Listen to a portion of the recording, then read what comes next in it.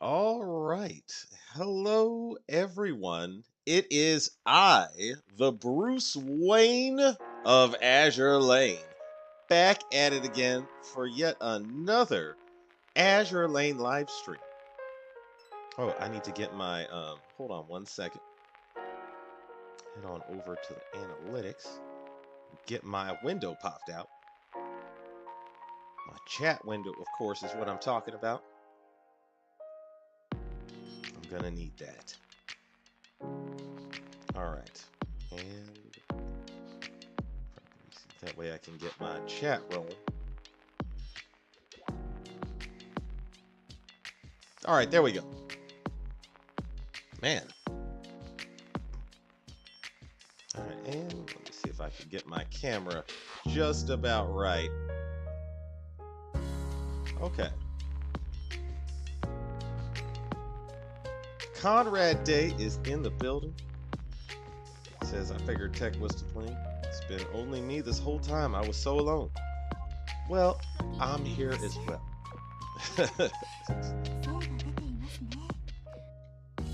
Yeah, it has been a strange week. But Conrad, how's your day?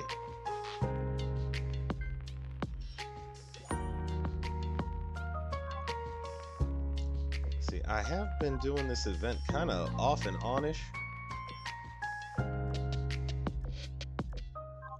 me take a look at this. I'm still playing Azure Lane. I'm just basically choosing like all of the commissions and everything. I keep this thing going. This game is an addiction, maybe, possibly. Quite possibly so. But I gotta say, these skins are a win. Like, I rented the skins out. Here's my thing. Out of these three, I think this is the best one. It's just not live 2D. This one is the next best in my humble opinion. But yeah, I'm like, wait, we could probably have, now that we got ancient Egyptian themes going, do you realize what that opens the door for? You could have ancient Rome themed skins. Like, wouldn't that be cool if some of the ship girl, like there was a Roman themed skin, bunch of skins. So you get one that's like a gladiator, one that's like dressed like a Roman noblewoman. I think that would be cool. Oh, I have not done the challenge mode. That'll be interesting.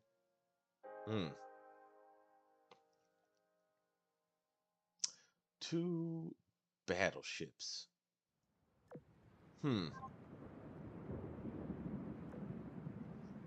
Yeah, I need to knock out that challenge mode. By the way, I don't think I showed anybody this, but I was actually glad that, where was it? Biloxi actually had a very good Valentine's line. Like, did anybody see the Valentine's lines? Wait, it's been only me this whole can't complain. First one to the stream for 2 streams in a row. Have you do the story yet? No, I haven't. Actually, I should do that. I need to get around to that. Collect as many rewards from there as possible.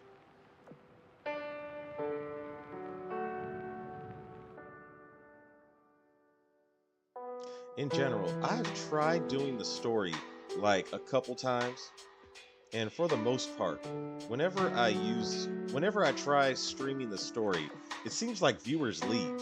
So that's why I'll usually skip through the story. I do like the art in the background.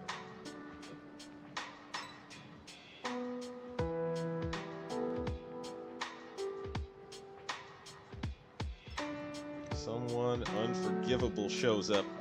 Yeah, I saw that Marco Polo is in the story. I was like, oh no. Oh no, no, no, no. got to go. Wait, I want to see at least a couple of these. Like, I'm going to look at what she's saying.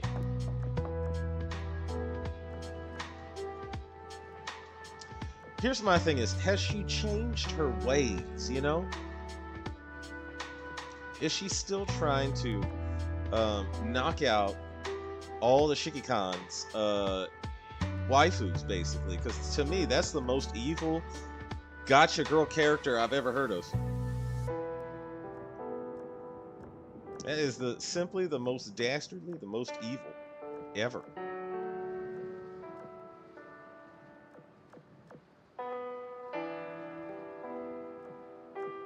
Okay, I see nothing suspicious from her so far.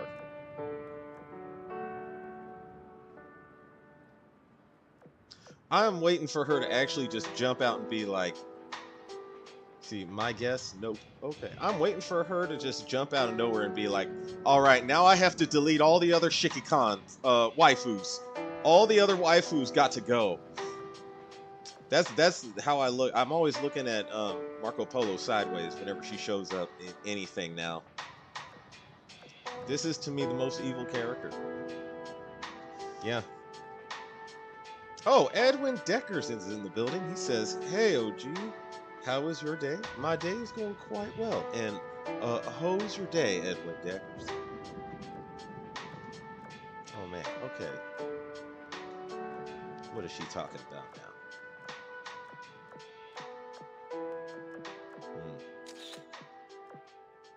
Okay, it looks like she's just, I guess, chilling with all the other Sardegna Empire girls. I'm seriously waiting for her. Okay, I'm going to advance the story and see if it stays that way. I'm going to see if it stays that way. But I'm suspicious. Can't let your guard down around Marco Polo. That's how she gets you. It's like, I remember the evil that she was capable of. That's unforgivable. Unforgettable. Vile. Unrepairable. Detestable. Absolutely rejectable. I'm not sure if that's a word, but if it isn't, it should be.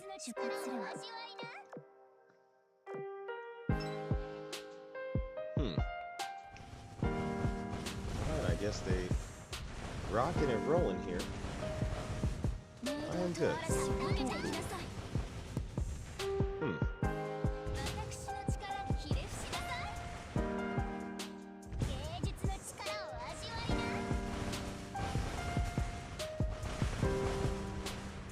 Man.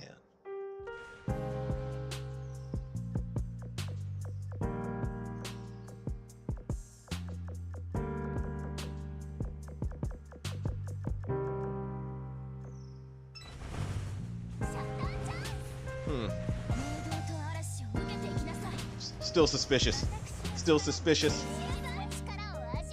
Now she's working with the team. She's like, okay, there's in this story, it looks like we're going on this little adventure with the Sardegna Empire girls as they fight the metaships. She's that one character I'm looking at sideways like, is she gonna betray us? You know what I'm saying? You know how, like, if you're watching like I don't know, some sort of any movie or film or reading a book with characters that are going on a journey and they have one character that you think could betray the group. That's how I look at Marco Polo. Facts.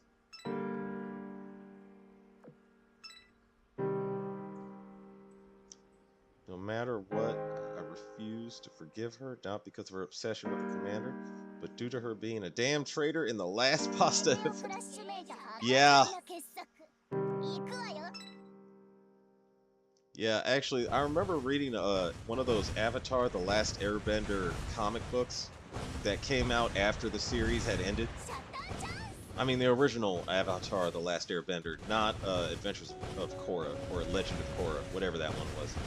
I didn't watch anything with Korra in it, but there was one good comic book that came out where Azula, who is like the peak villain of second peak villain after Ozai,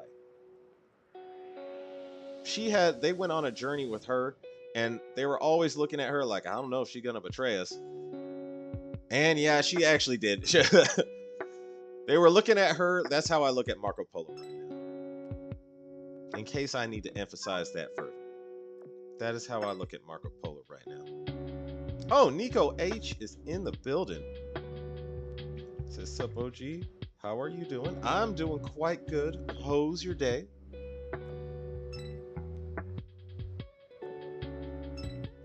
Man. Trying to breeze through this story. But I'm suspicious of I'm hella suspicious, man, of Marco Polo. I'm paranoid. But it's that healthy paranoid.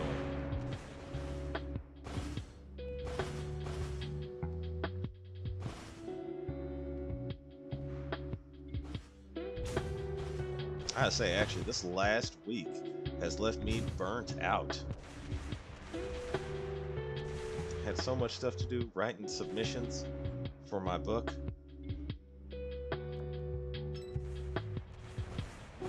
It's ridiculous. We got the Three Musketeers here, me, Edwin, and Nico. You know what's funny is I hosted a comedy show, like a stand-up comedy show, just yesterday, and actually, we totally had only 3 comedians. Like, I was the host, it was me, and then 1, 2, 3 comedians, and I just introduced them as the Three Musketeers, and the audience loved it. And I was like, yeah, Three Musketeers. Everybody loves the Three Musketeers, man. A trio of like trusted individuals can be invincible. You know what I mean? That's why Rome had the triumvirate. That those 3 people at the top. Granted, the triumvirate did break up, and then Caesar had to go full-blown rogue, when they tried to turn on him. But I mean, it was working when it was working, and it was working spectacularly. But the Three Musketeers, yeah, that's a bond that doesn't break.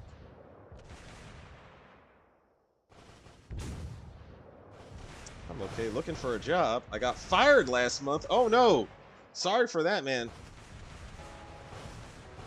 Yeah, do you want to elaborate more? If not, that's cool. But yeah, do you know the reasoning behind it?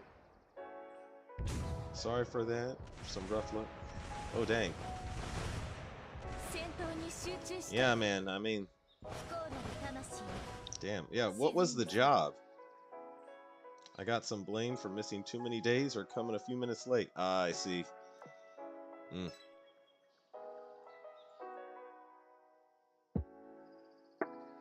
Well, dang. All right, man. I hope you get a new job. Oh, now we're playing as Marco Polo? I don't like this, man.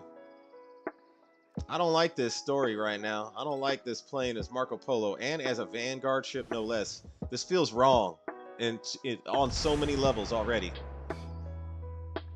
Yeah, I don't like this, man.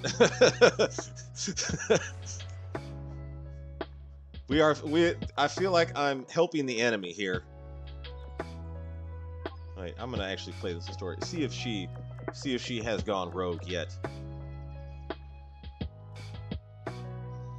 Okay, now it looks like she's still playing the team. I don't like this. I don't like playing as Marco Polo.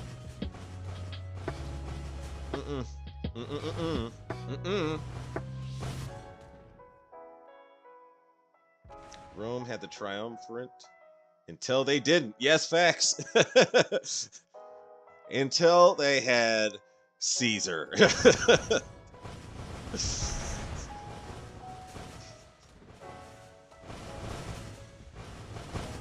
Deckers, yes, that group. I have to double check, make sure. Oh, I have top chat on. Switching to all shit. The missing days, I get it, but they can't let the few minutes slide. Whack. Damn.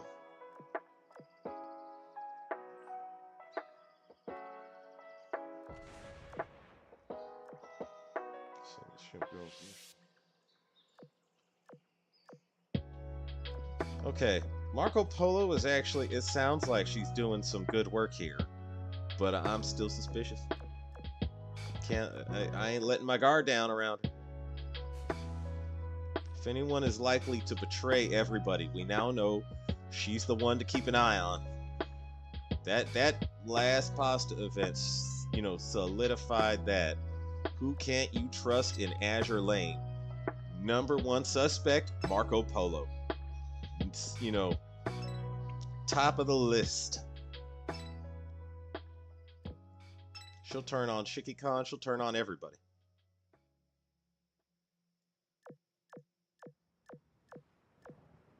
This looks like the end. Okay. Wait, is the enemy of my enemy is my friend? You know, that's how I kind of look at this event. Pompey found victories in Spain and Caesar in France until Marcus poured molten gold down his mouth. Ugh! Terrible.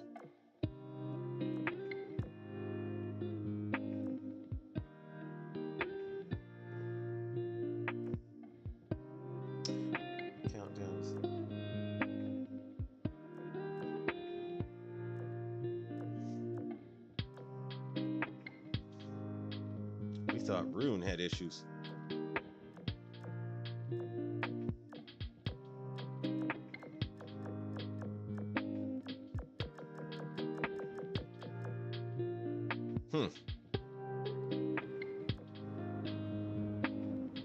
Bone Home Richard.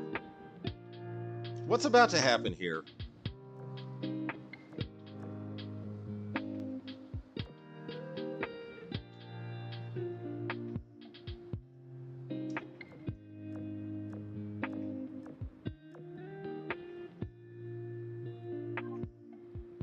Nothing. That was it. The room breaks down, everything falls apart, and that's it. No, it's just playing the same story. Okay, so apparently Bonehome Richard has entered the storyline somehow, but I don't know how. And it hasn't revealed anything yet, but we got 36 cubes, so that's a win. At least I think it's 36. Probably, maybe not 36 cubes, but 36 rewards, and the last one was cubes, I think. Whatever, we got cubes. Win. I'll take the win as is. Yeah, he was richest man in Rome till they captured him. Choose the same as me. Damn.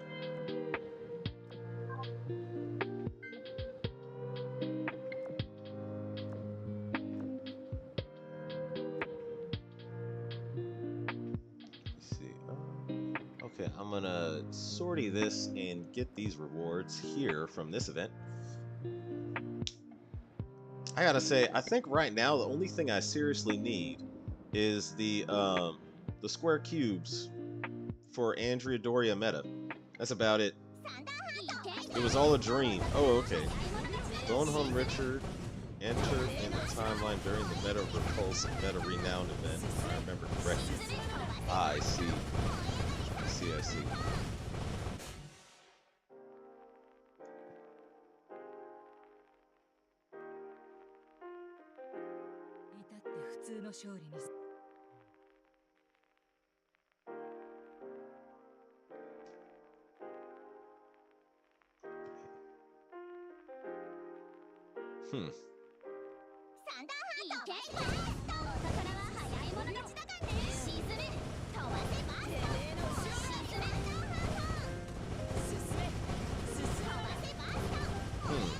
Okay, interesting. I heard Bonehome Richard is apparently also very evil, like Marco Polo levels of evil. At least Bonehome Richard meta, I think. I hope they didn't do that to regular Bonehome Richard. I gotta say, I also was playing, okay, so I had my phone in a coffee shop one time, and I was like, oh, I would like to just do one of these PvP battles.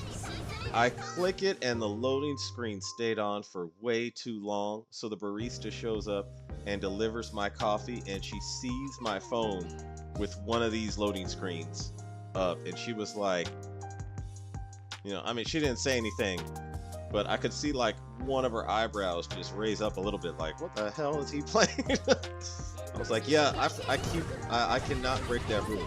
Never play Azure Lane out in public. I cannot break that rule anymore.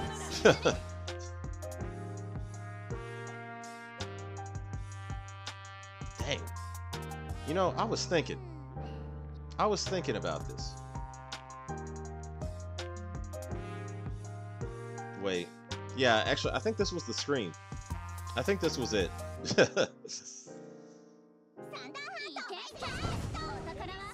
Sure as hell hope so for the sake of everyone. Did you manage to acquire all the new girls? Yes, I did. I got all the new ship girls in a very, very short amount of time. That was on my last stream. It was basically like, I think I got them all in how many rolls? 20 or 40? 20. It was like two rolls of 10. I think. I need to go back. Home is truly that evil, plus she is only a meta. There is non-meta equivalent to do the rigging issues. Are you saying there is no non-meta equivalent? So we don't get regular Bone Home Richard, is what you're saying. At least not yet. They might introduce her later. I'm wondering if they might introduce her as a UR or something. Man. Home is also obsessed with hermit crabs. Oh, wait, you retracted the message, but I already saw it. Why hermit crabs? That's a very strange thing. Me and 80 pools, I have all of them. Oh, nice. That's a good one. That's very good.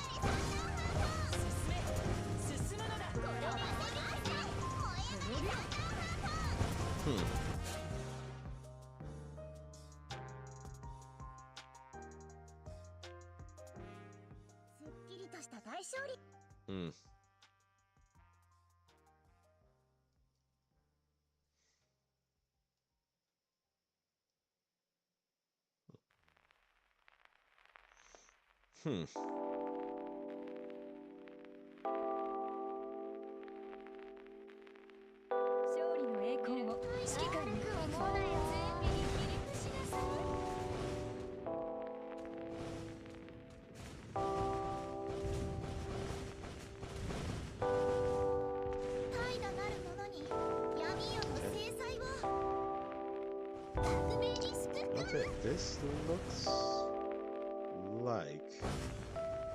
Yeah, see, Marco Polo... it's another thing is Marco Polo is still the villain of this map at the end of the day. So I'm like, she got to go. I relish the chance to blast Marco Polo again. I relish the opportunity. She got to go. Some things just ain't forgivable, and that's one of them. Just but the nature of the world,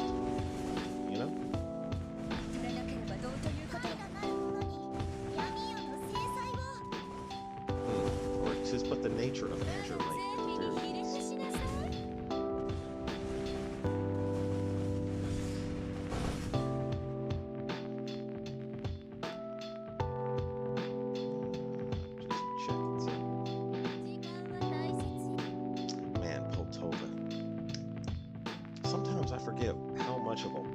She is. I'm like, Poltova, damn.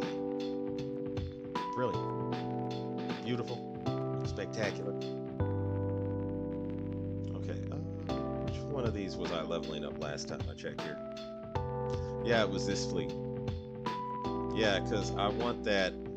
Yeah, I want more plus firepower for my destroyers. And I would like Fritz at level 125. I need to get her up to level 125. I think she's a heavy hitter in the Iron Blood department. Like, I mean, she clearly is, but I think she's like a solid heavy hitter. Hmm. If Iron Blood meta, so to speak.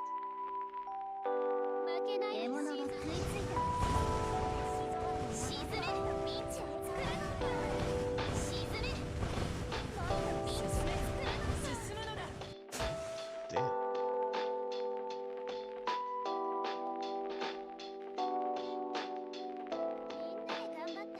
Also, Duisburg. Top tier waifu.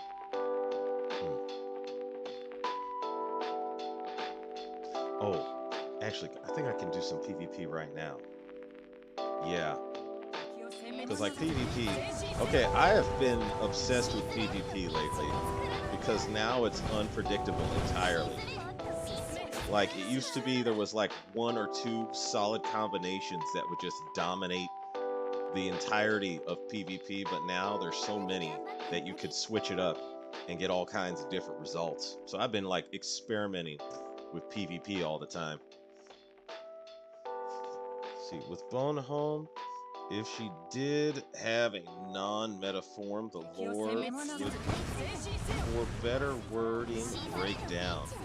For the Hermit Crabs, don't ask me. It's an event I haven't completed in War Archives. Second part, my lore information comes from other YouTuber Hawk20. Okay, I don't know about him, so it's a rough understanding. Oh, okay. Okay, I kind of want to do some PvP for a second here. Okay, I'm gonna wait until this battle is over, and I'm gonna just head on over to PvP.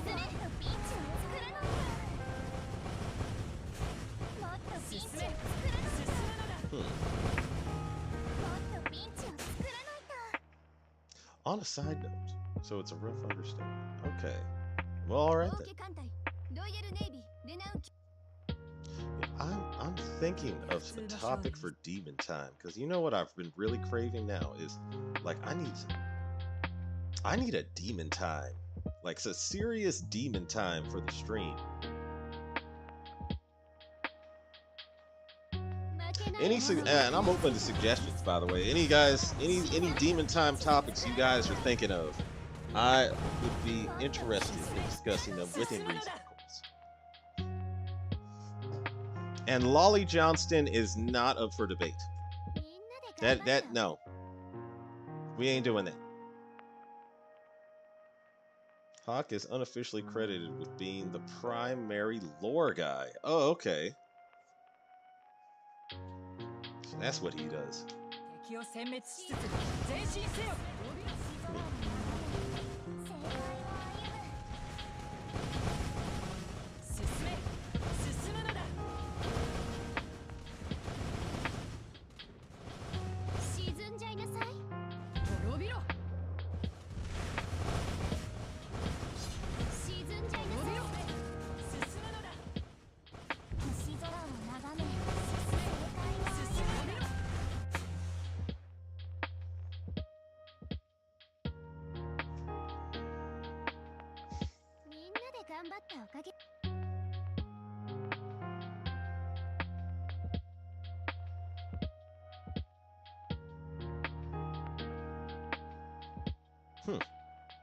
Well, all right then.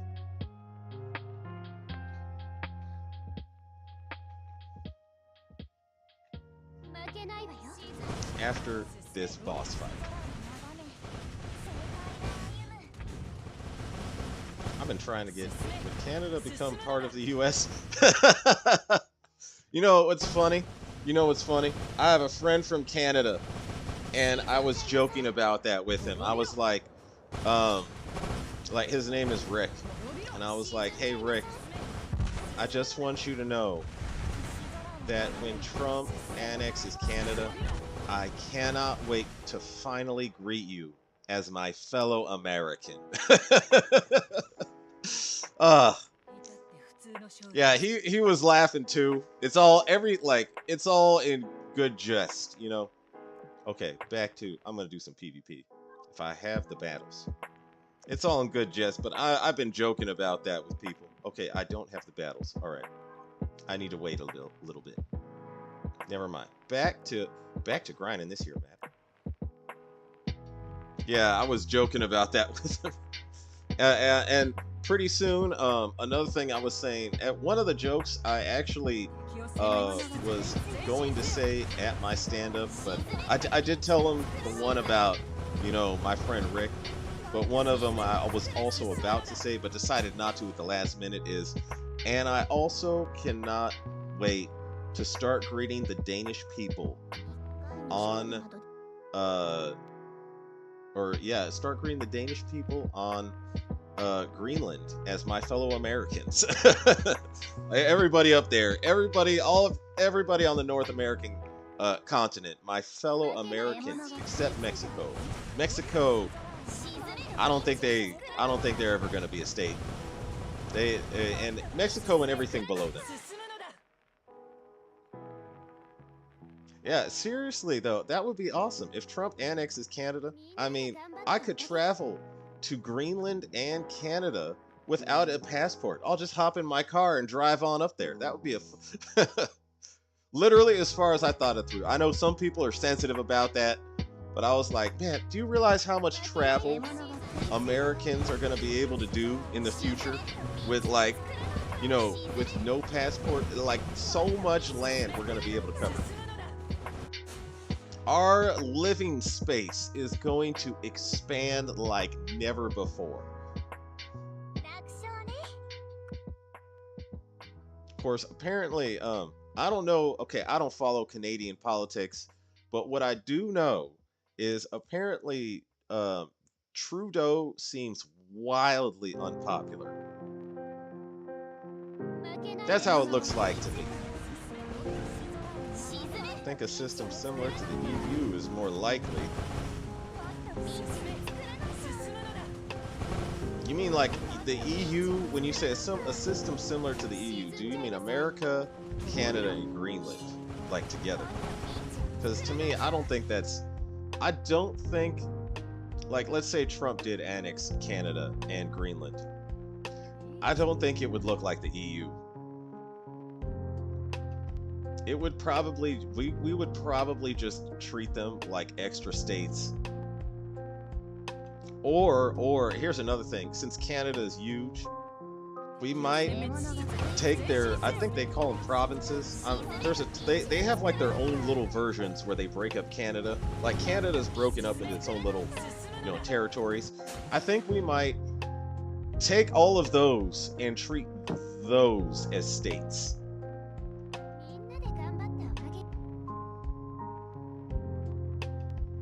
Just a theory.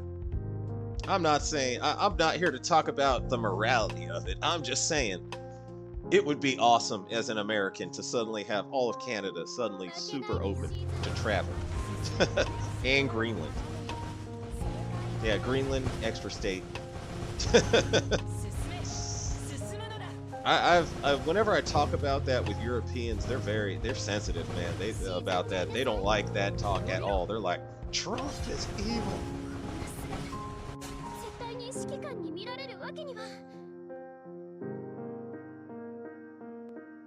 Metalcore Addict is in the building. Hi, OG. How have you been? I've been good. And how's your day, Metalcore Addict?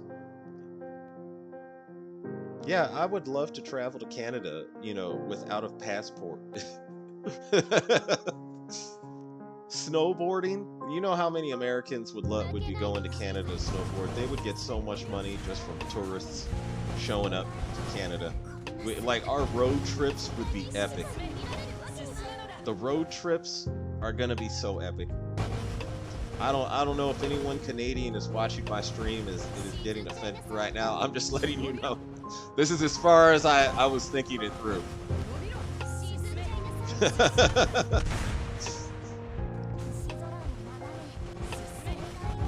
Yeah, I would say this though, like, yeah, I mean, some Canadians probably would like it, but there are definitely some Canadians that would. To annex means possible conflict, so common currency and passport is more digestible for both sides. Well, I say annex, but what I really mean is, because Trump was saying he's not gonna like annex Canada by force. He was just going to use exclusively economic force. And I'm like, well, that actually makes kind of that's pretty sensible. Okay, hang on a second. He was saying exclusively economic force, which because Canada does actually run a deficit where they kind of rip us off on the economy. And we spend so much money for Canada's like defense. So he's basically saying like, you know what, like this is Trump's this is what I've heard when Trump is you know, talking about it. He's like, we have like a $200 billion deficit in Canada. They rip us off on trade, but we pay for their defense. I'm like,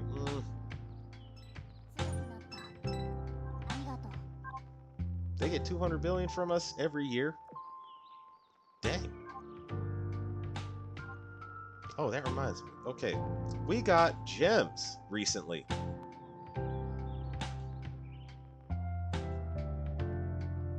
We got gems very recently, actually. I could actually expand my dock space. How much dock space do I have? Yeah, it needs to expand. Paying ship girls rent. Okay, where's my dock expansion? There we go. And I had 100 gems before we got those 100 gems, so I had just enough, you know, plus the 8 gems, of course.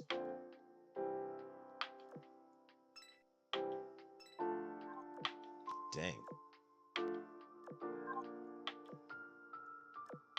Yeah, I actually needed that dock expansion because I have been trying my damnedest to avoid spending as much money as possible on gacha games.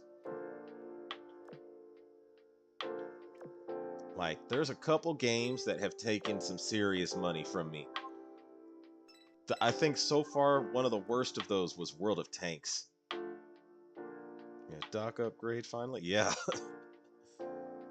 Canada spent a long time losing its identity, saying stuff like there is no Canadian patriotism and the like. Oh man, I've heard something of that to that effect, and I'm like, okay, so let's say Justin Trudeau wants to fight Trump, trying to, you know, make Canada a state. You would have needed Canadian patriotism for that. So he probably killed any fighting spirit left that Canada probably would have used to combat, you know, the economic powerhouse that Trump is about to use to take over Canada. Possibly, hypothetically speaking. Of course, I'm going to be making jokes about it. I'm going to be making so many jokes about it.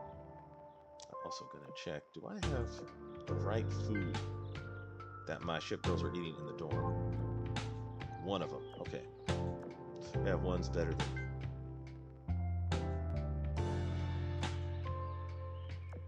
oh, wait. I think I can max her out.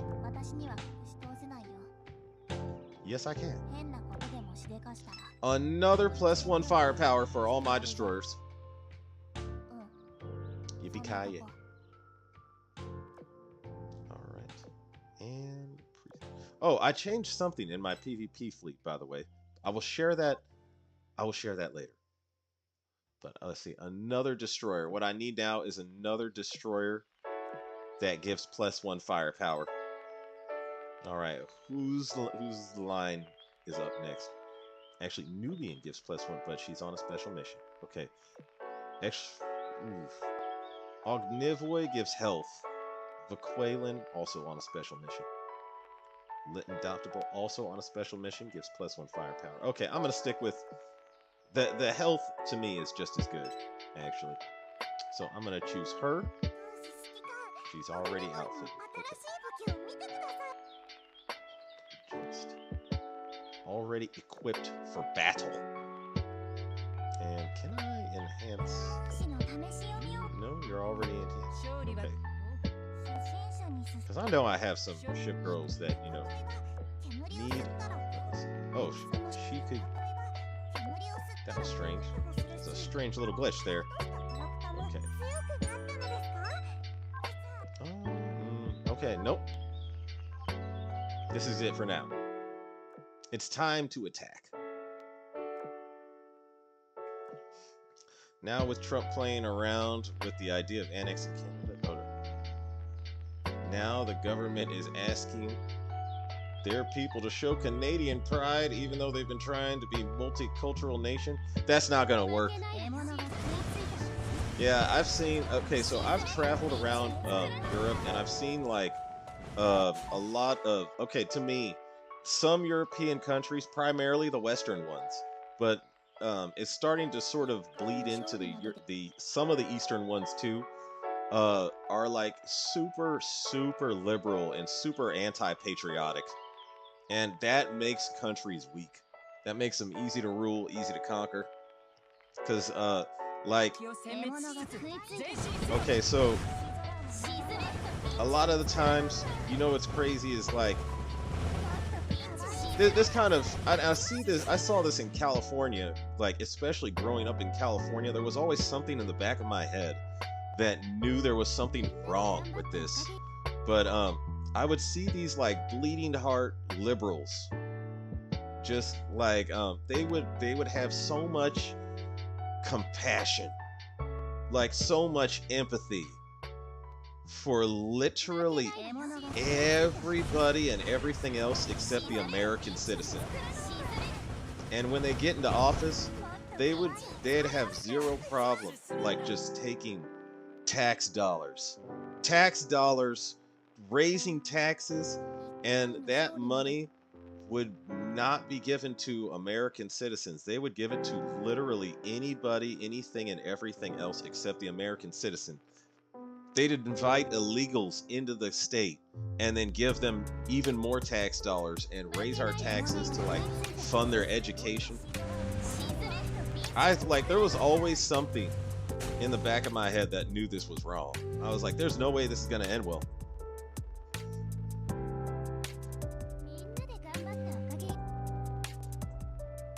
I was like, how can you basically keep neglecting your voters, your residents, Californian citizens, essentially? There's some serious problems in California that some of those tax dollars could have been used, and I think should have been used to fix for Californians. And a lot of the times, if you met any of these liberals, it was like they were willing to literally help anybody and everybody except Americans. And they always wanted to use American resources, though. American taxes, American capital, basically everything we have. It was almost like their mission in life to give it away. Like, take it by force, and if you have a problem with it, brand you a Nazi.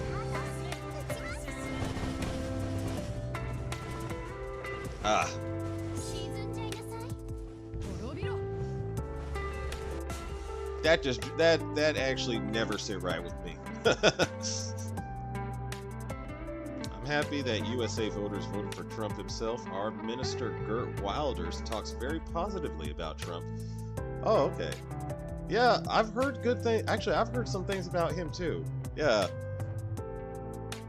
Okay, I'll let you know. I'm glad Trump got elected.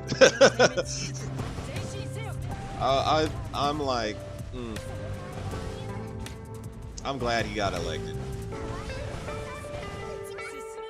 May I ask you, from the Netherlands, do you think the tariffs are a way to weaken Canada into joining? I believe so.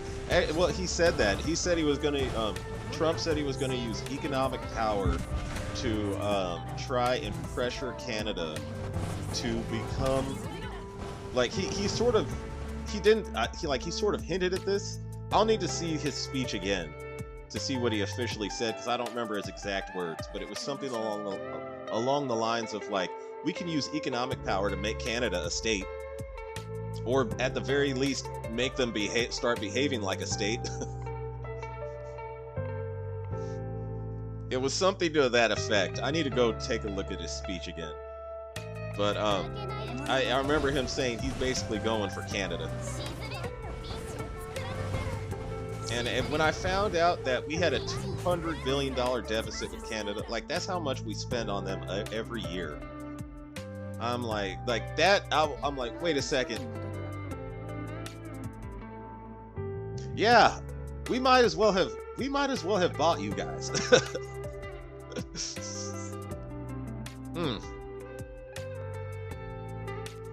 They take so much money from us. My goodness. Wait a second. That makes it that I have no, like, I love Canadian people. I love Canadian people. But that arrangement has got to change.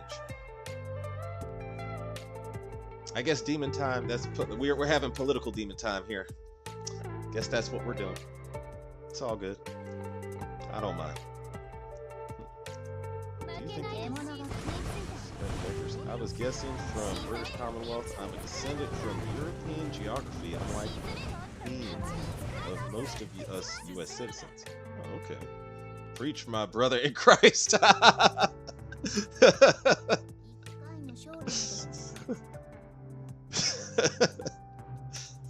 No, Decker's former. Can't spell today, I guess.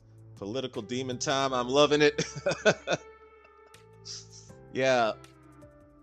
To me, I'm like, I can, okay, I will let you guys know, I basically, okay, if you're in California, and you have any idea that is not liberal, growing up in California is quite possibly as close to hell on earth as possible. Maybe not, actually, I'm exaggerating, but I would say going to the workplace specifically in California, I like, oh my goodness, that place drove me up the wall because I worked at a corporation. I worked as a security guard, and almost everybody there is a super liberal, and it's even written in the document you sign, like your work contract, like all this stuff about, I will not make fun of these groups. If you cannot make fun of these groups, these are the values of the company.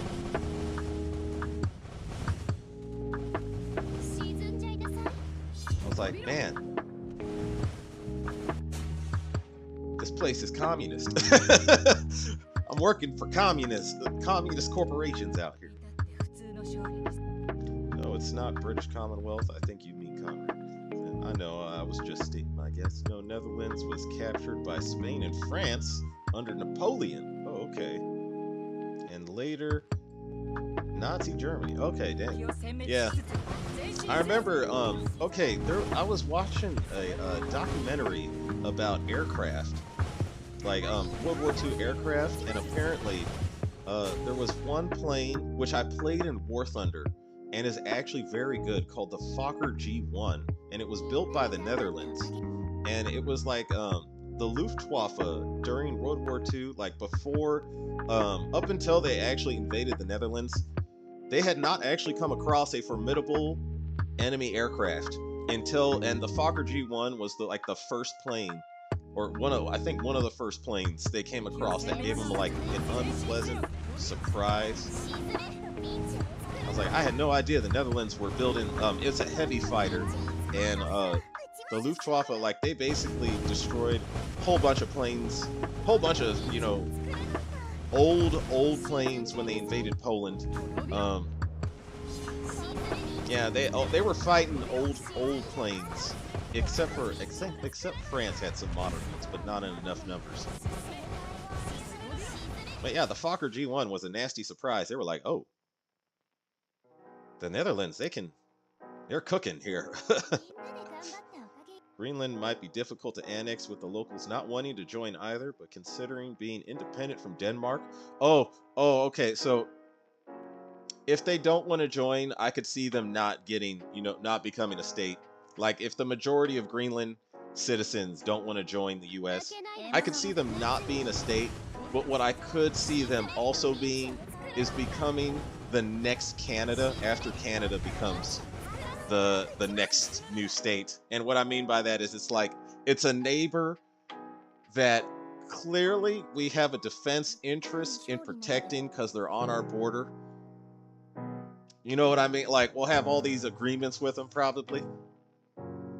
I could see that Canada becomes a new state, and then Greenland becomes the next equivalent of Canada. That would be interesting.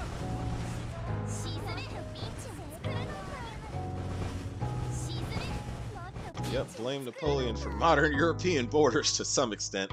I mean, Napoleon did, yeah,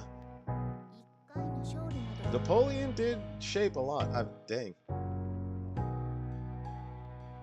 I don't know. To me, Napoleon, okay, I did not see that recent Napoleon movie with Joaquin Phoenix playing Napoleon. I heard it was bad and historically inaccurate. Like, there's a bunch of people that are, and actually, well, what I read is also, I read a lot of it was historically inaccurate. So I wasn't too keen on being like, I don't know about that. But there was a movie called The Battle of Waterloo that was supposedly more historically accurate, and there's a scene, and I looked this up. It actually did happen in real life, where Napoleon like had returned, and he brought out like the French army, and I think like the ruling monarchs of France at the time ordered the army to go kill Napoleon, but the army loved him so much, like he just walked up in front of them, and they all busted out their guns and they were aiming them at him, and he, like, his men were like saying, oh, like he had men with him, and they were saying like, oh, are we gonna have to fight? And Napoleon just goes, no. And he walks out in front of them, and he just stands in front of all the French soldiers that have just been told to kill him, and they're all pointing their guns at him, and he just says, if it's something to the equivalent of, if you would kill your emperor, here I am. And the whole army, all the French just joined him. That's that is epic. And he did that in several cities until he finally got a new army, a new real army. Yeah, I was like, that's an epic comeback. Napoleon, they need to make an actual historically accurate movie of Napoleon. Preferably one with his most epic scenes. Never under British. Denmark doesn't want to sell Greenland either, but are happy to give more land leased to the US for military bases. Ah, I could see that. I could see that. Yeah. That would be interesting. Suddenly we have, U.S. Navy deployments to Greenland. Strong in history too, especially from World War I to current day. I'm very aware the Netherlands are historically separate from Britain. Oh, okay. 1556, 1713, Spain occupation, 1806. Fully huh.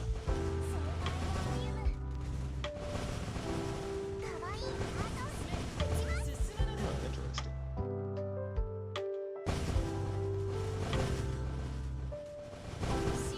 I need to read more up on that era. Like, a lot of my study in history, because I love history, but a lot of my studies focused on mainly World War II and the Cold War. Those were the two areas of intense focus for me. And also, I would study the medieval age solely out of enthusiasm. I was a medieval age enthusiast. And also, recently, the golden age of piracy. Let me see. Okay. I got some good loot from that, but... Okay, does she need to be... No. Nope. No. Okay. Actually, yeah. Need to be cognitively awakened. And Nope, not yet. Okay, not yet. The grinding will continue.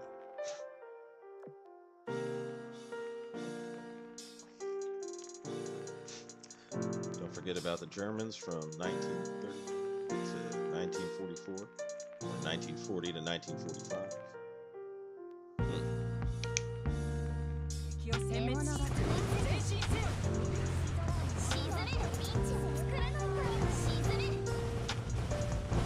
I remember Operation Market Garden was like the operation to, like, you know, invade Germany through the Netherlands. It actually did not go very well. It was that was a steep learning curve for the U.S. in British forces.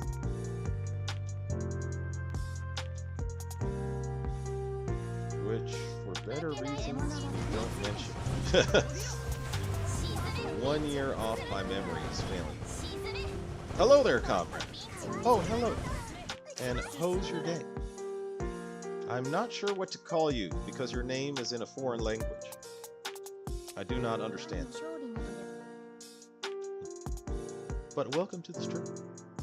See, that's 1 year off on both ends. Okay.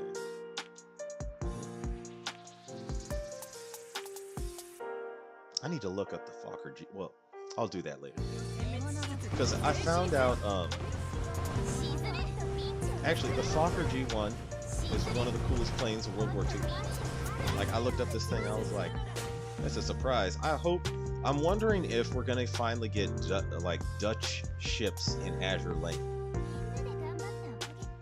It would be nice to get Dutch ships, but it would also be nice to finally get, mainly, okay, for some reason the first thing that I was gonna say something else, but Johnston, USS Johnston popped into my head right beforehand. I would love to get USS Johnston, but I also want that Dutch ship that hid from the Japanese, you know, by disguising itself as a bunch of trees.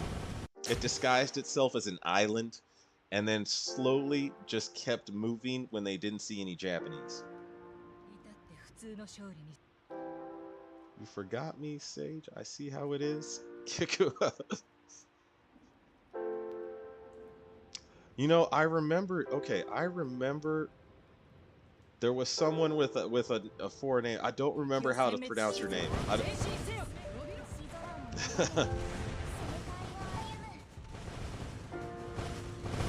Man. Okay, what is your name? Keku? That is it? Keku? I remember Keku.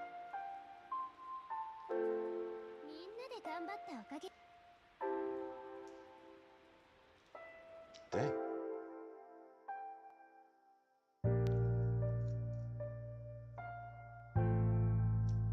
Let's not talk about Market Garden, or I might go on a rant. Conrad. Purin or a Puddin or a Puda.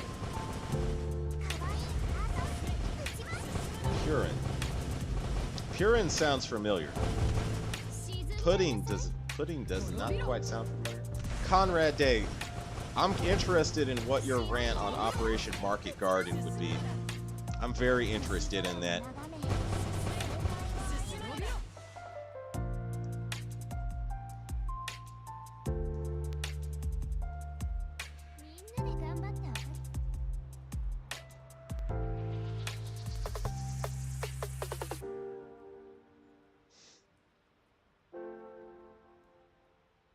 Because me, I have my own opinion. You know what's crazy to me is the more, okay, recently, since I have been studying World War II, you know what I found the most baffling is this. I used to look at all of these battles, like, because when you're in the Navy, like when I joined the Navy, I actually had a largely high opinion of my superior officers, in the sense that, like, if battle came, these guys would be trained enough to know what they're doing. Everybody would, you know, everybody would find their place. Like, these guys, the head decision makers, I mean, specifically those guys, they would be like some of the most competent people ever.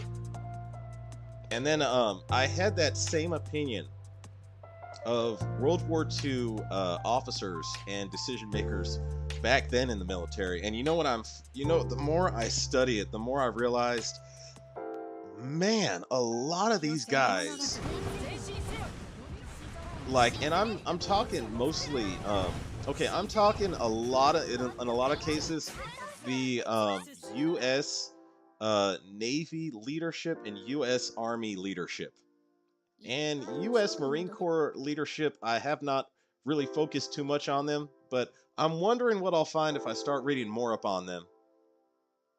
A lot of the time, these guys were winging it, and they didn't know or didn't do a lot of things that they were supposed to do, and they got a lot of people killed. I'm like, oh my god, really? That's how they died? Wow. That's atrocious, man.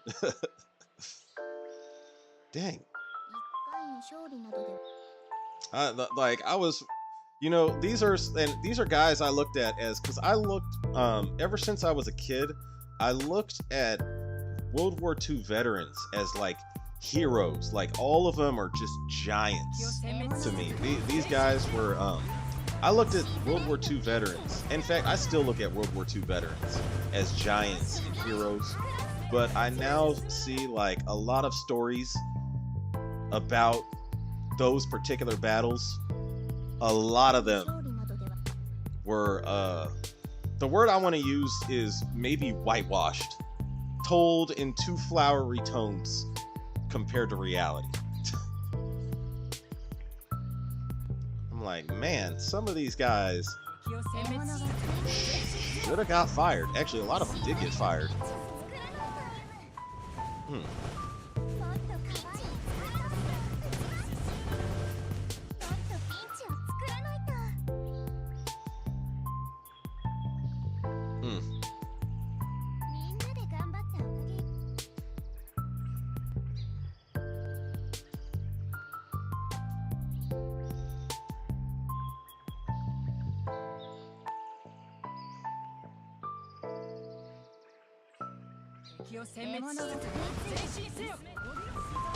Yeah, I was watching like there's a whole bunch of stuff I have read about a lot of these leaders. They were winging it. I know she already in the game, but the Germans hiding turpits. There's only so much Azur Lane devs can add for non-American and British ships. They need a new miscellaneous faction for the smaller navies that fought in war. Yeah, this is true. I like, okay, World of Warships, the way they do it, I like the way they do it because they have just this whole separate faction called Pan-European. And I think they should add that in, because that would cover all of the like smaller navies of Europe that were in the war. Come on, man, you should know this of all people. I have been, here's my thing is, I do, well, I mean, I know it now, but I was like researching, I would say over the past 3, maybe 2.5 to 3 years, I delved really hardcore into a lot of new or World War II readings that World War II books and literature that I just hadn't studied before. And like I had studied to be fair, at the Naval Academy, a lot of times they don't talk about this. Like I gotta tell you, like the history department there, they did not talk about any of this. I'll be honest. I went to the Navy school. Like there's some lessons there that actually they did. Okay, there were some lessons there that a lot of officers would tell you. Like they would tell you about mistakes in the past. A lot of that came from one superior officer talking to another officer, like a junior officer, trying to warn him about something you shouldn't do. But like the department as a whole, There's a lot of stuff they need. There's a lot of stuff I think they need to add in there. It's like, my goodness.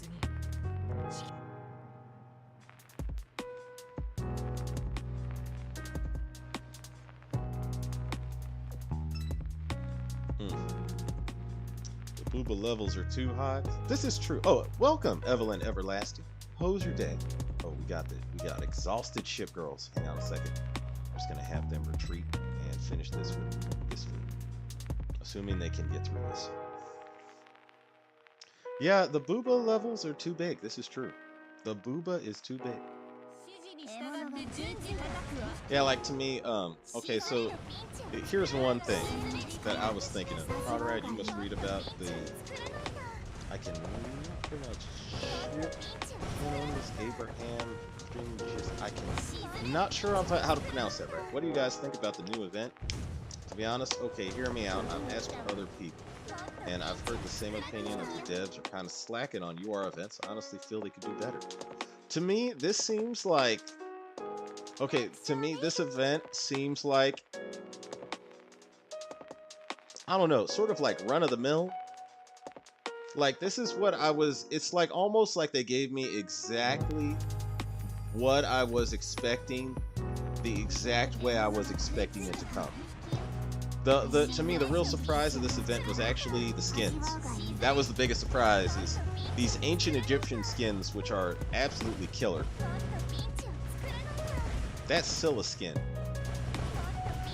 Yeah, the Anubis skin, that Scylla skin that's the best skin in a long time I've ever seen. Props to the skin designers, you know, the artists.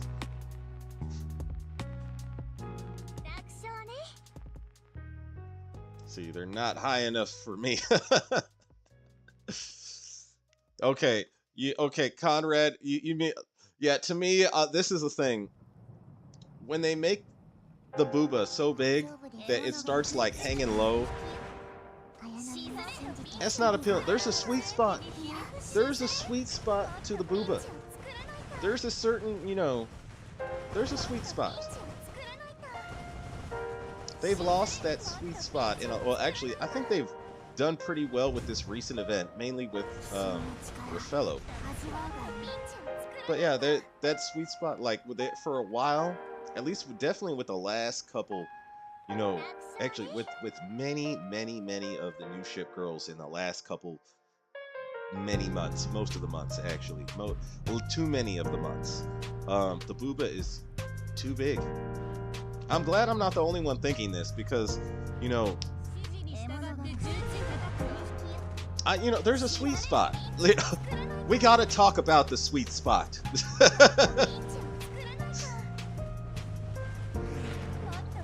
There is such a thing. You know, like, I love boobas, but there is absolutely such a thing as too big.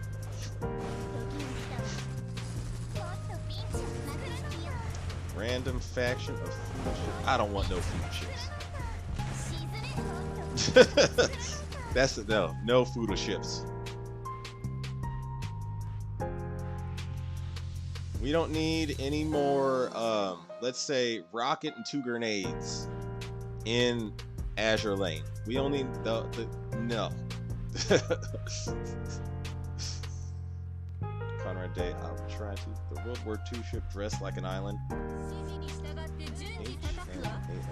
Abraham.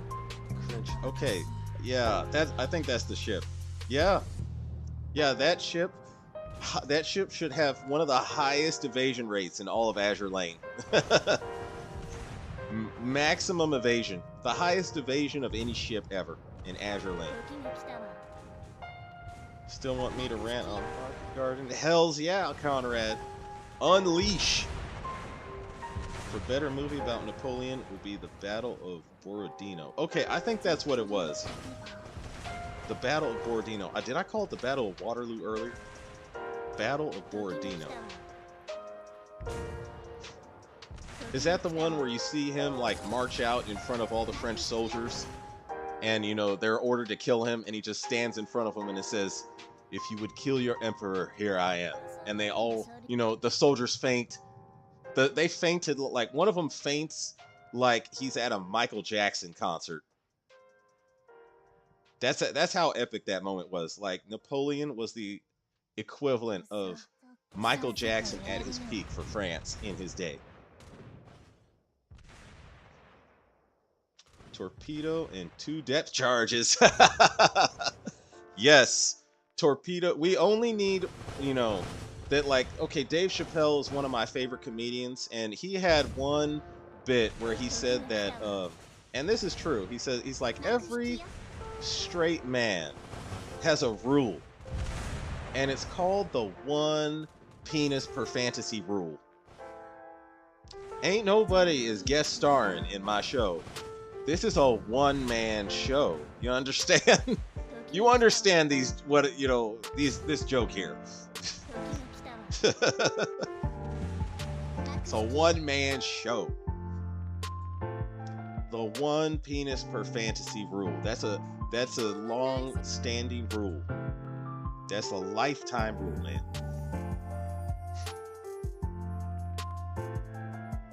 This is definitely demon time now, just so you guys know. We are full-blown on demon time now. Best sea captain is Thomas Cochrane. Okay. You mean like best ever?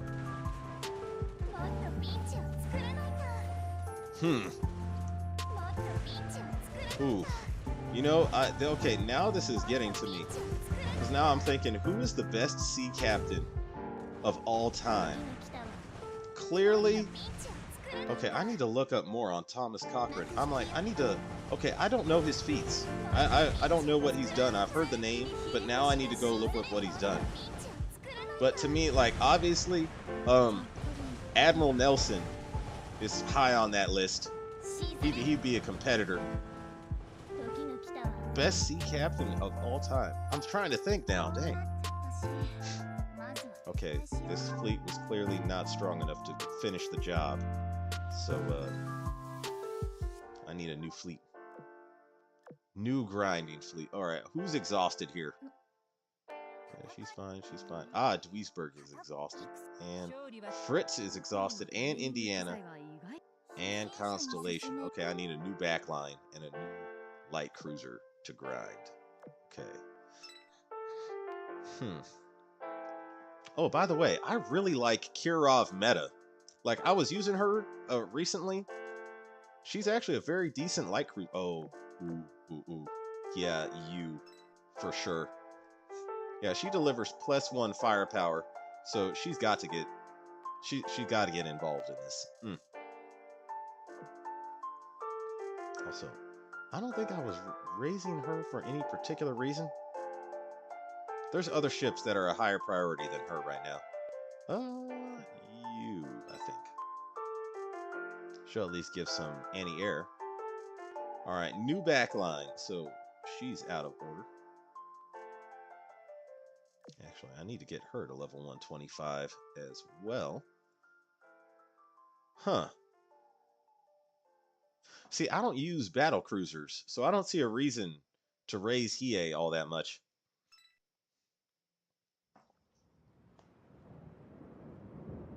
Oh. You and... maybe. No. Okay, wait. Let me see. Eagle Union.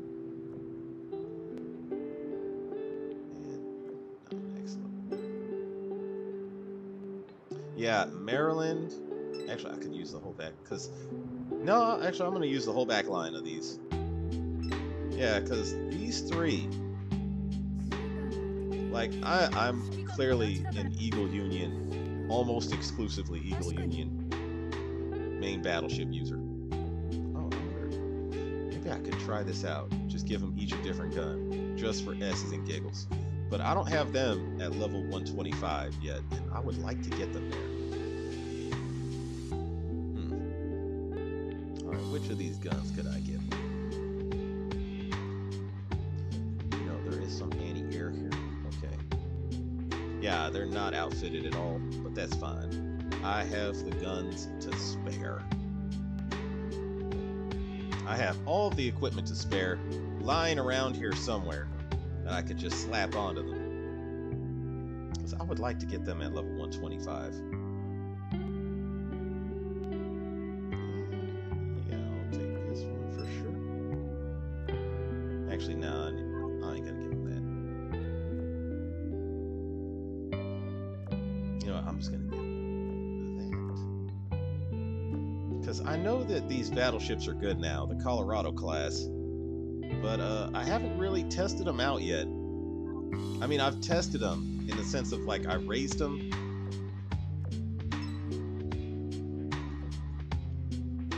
I'm trying to see if I can fit them into a PvP fleet. That's what I'm really trying to do.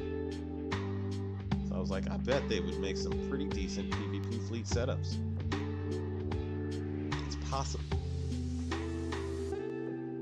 Actually, I can just give you this gun because I know there is some heavy armor here.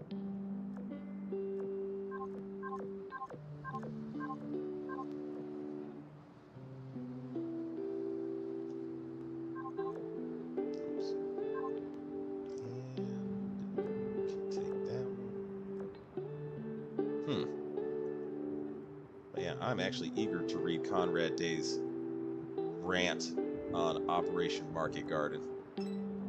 Because to me, it sounds like to me, the worst thing I can think of in World War II, where a lot of people got, the first thing that comes immediately to my mind is the Battle of Savo Island.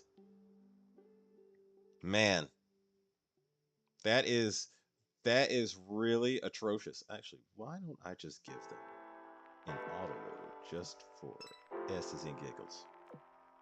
And let me see, something high firepower. Alright. And she has nothing on. Okay, I need to add. That gun should be good. Some very good torpedoes I got lying around here somewhere. I can hand that to her. Okay, Nuremberg, I hope she gets some kind of upgrade, because Nuremberg is still one of my favorite waifus in Azur Lane. One of the best. Yeah, you. And I could also add on. Wait, okay, I got these. Yeah, this way she'll actually do some pretty decent damage.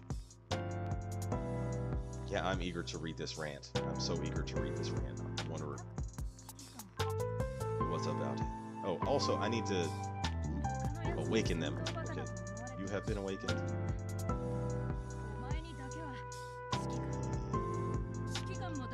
Wait. There we go. You've also been awakened. Should be an interesting lineup.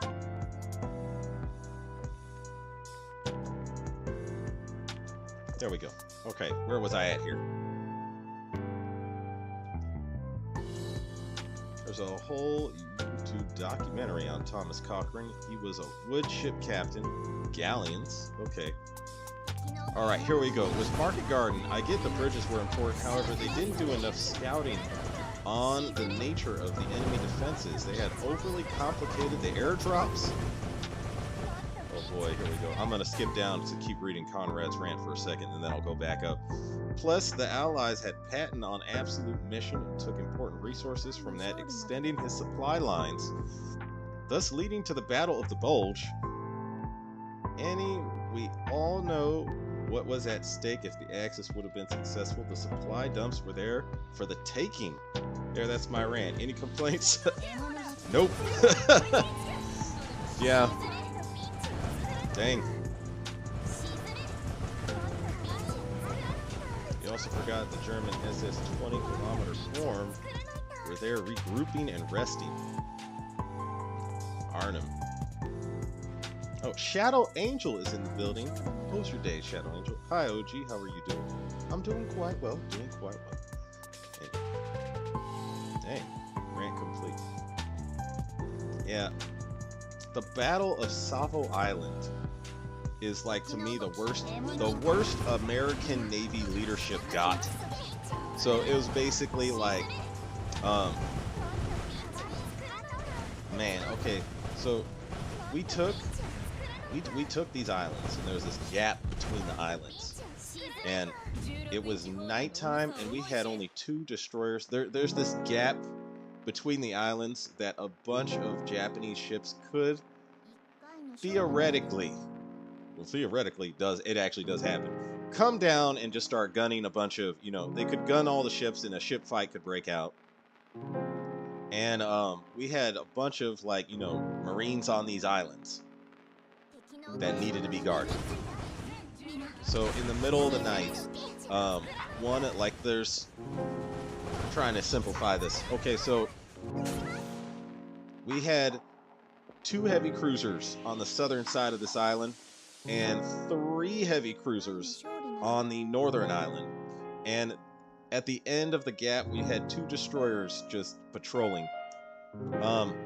So the Japanese come through with a force of heavy cruisers, destroyers, and some serious heavy firepower. And they arrive in the middle of the night. And they got lucky in that they arrived right when the destroyers were at the farthest part away from, they had the biggest gap in their patrol. So they achieved total surprise. And the head commander, in this case, he goes back for a briefing on a mission, a very important mission, mind you, but he leaves his entire command. Totally, just he doesn't tell the other guys. He's part of. He doesn't tell the other guys. Actually, he doesn't tell anybody. He just tells. I believe it's the commander of the USS Chicago. I might be wrong on that. I need to look that up. But so in the middle of the night, they start seeing ships arrive, and they're like, I don't know if these ships are friendly or not. So while they're trying to figure this out, the Japanese attack. And they had full run of the place. They just, they gunned down the southern force. It was terrible. So, the thing is, the 3 heavy cruisers on the northern side of this island, they see this happening in the dark. They can see ship cannons firing at each other. And so, but the senior most guy is supposed to be over there where the fight's happening. So what he thinks, he doesn't know that guy's not there. He doesn't know he left. So what he thinks is, oh, well, I guess if there's really a problem over there, the senior commander will tell me. That's what he thinks. He doesn't take any action. He takes no action whatsoever. So that Japanese force, basically, they finish off the southern force of those islands, and then they start creeping up north to them in the middle of the night. And the Japanese had good night optics. They were the best night fighters on the planet at the time. And yeah, what you think is about to happen exactly is what happens. The Japanese find those 3 heavy cruisers and just obliterate them. It was brutal. And it was all because the guy left. He didn't tell anybody. And the guy in command of the northern force just didn't do it. Didn't think to take any action whatsoever. He's like, there's a fight going on over there. I'm not gonna do anything. I was like, that's a lot of it's called a breakdown of communication. That's a terrible, terrible breakdown of communication. It is actually the U.S. Navy's worst defeat.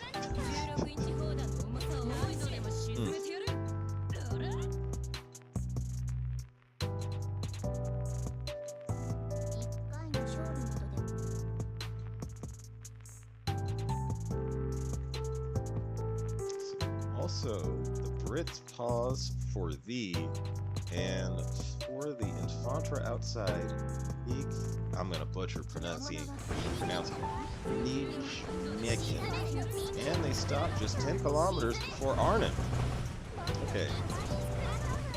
Even the U.S. general was furious that the British did not continue with U.S. infantry.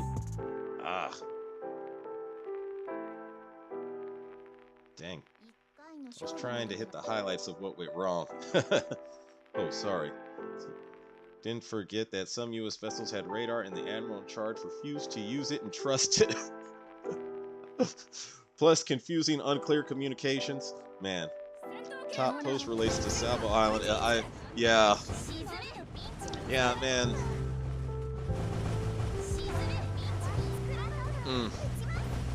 Yeah, so I'm looking at like a lot of these stories. Memory hold. I didn't hear the memory hold for you know, like I learned these stories and now I'm like, man, some of these decisions were bad. I know we kind of like, we understandably glamorize our like World War II veterans, and we should, because you know, they are the greatest generation. But you know, I just would like to know some of the mistakes that some of them made that got people killed, so we don't make it in the future. I would like to know these things. Political correctness be damned.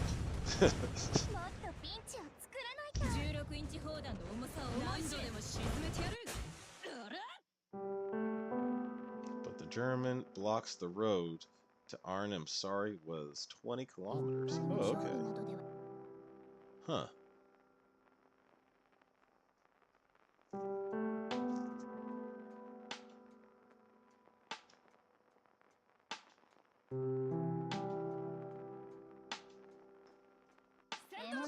I still think, to me, though, the worst of the worst to me is still the Soviets. I'm like, man, because to me, the Soviets, like the worst of the worst of the worst of the worst leadership and commanders in all of World War II. Ugh. Like, let's say I got isekai'd in World War II, but I could, like, right before I got isekai'd, it would be like, look, you're gonna have to be in the military, but you get to choose any military. You get to choose the army that you join, or you know, I would still pick the U.S. Navy. I would still pick the U.S. Navy. Like, easy choice compared to what else is out there. U.S. Navy still wins for me, hands down.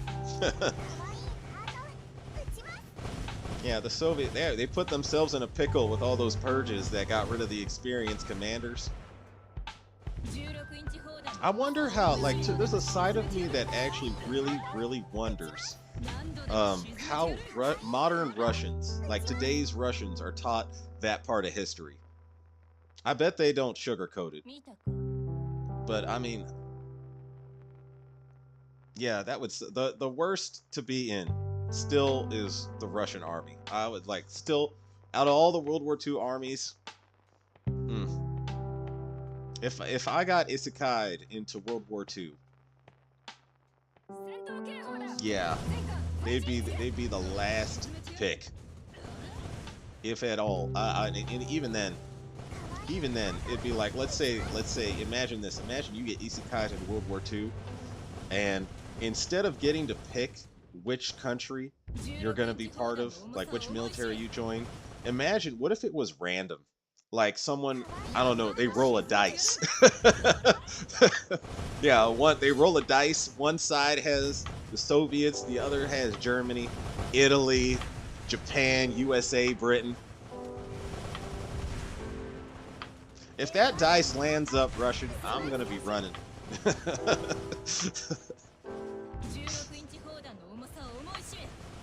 I'll be like, oh, you know, I shouldn't say Russian. I should say Soviet, because that is the, you know, some people make a big deal about, you know, the Soviet Union is not Russia. It's a different country. We get it. I just say that offhand. But I mean, like, yeah, if that dice rolled if that really did happen and the dice turned up Soviet,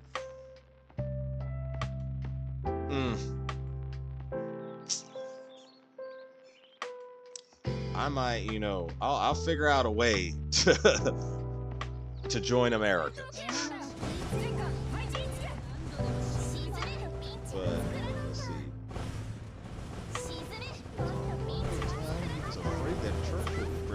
USA into war, and Germany needs oil and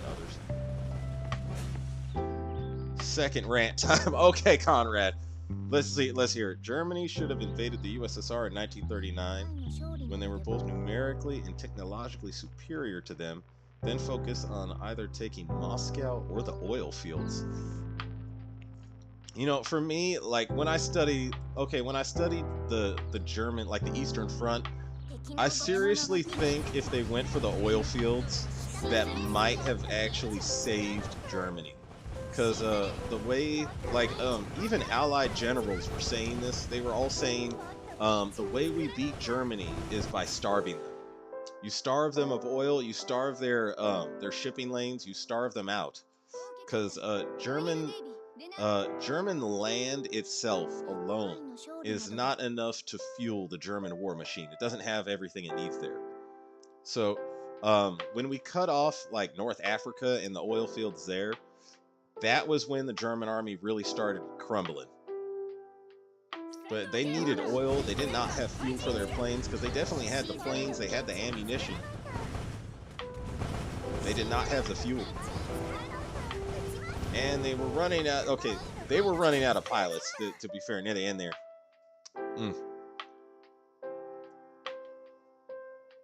They were running out of especially experienced pilots.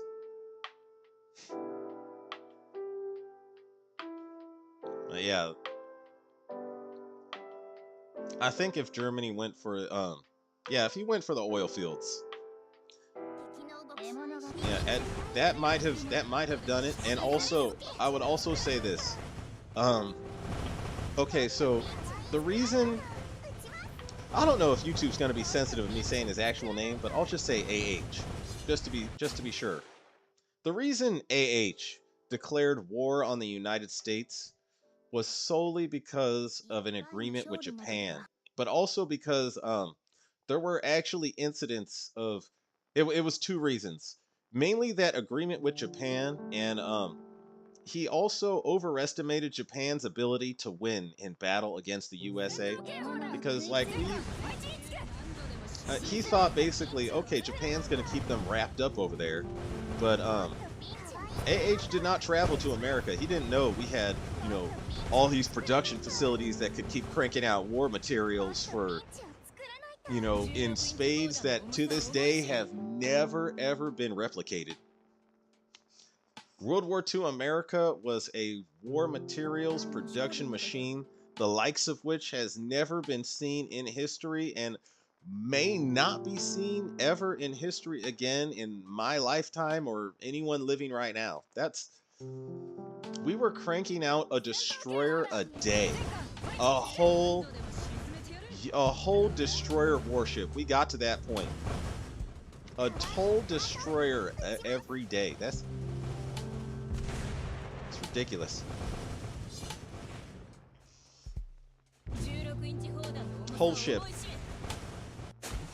B-17 bombers, was it a destroyer a day? No, yeah, I'm pretty sure it was a destroyer a day. Don't shift and try to take Leningrad and Stalingrad. Also supply Rommel with more equipment, and also go for the medium eastern oil fields. Thus, taking oil from the Brits. Yeah, like okay.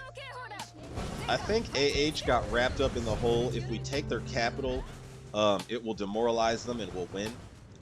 But, so he's like, he went for Moscow, but he should have gone for those oil fields.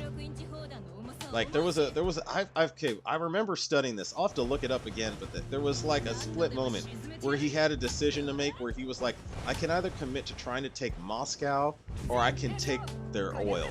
And he chose going after Moscow. And I'm like, that was not quite a good decision.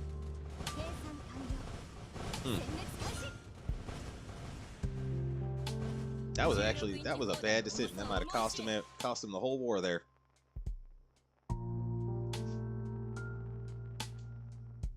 If you play Hearts of Iron 4, then you know what was wrong with AH was ruining his economy.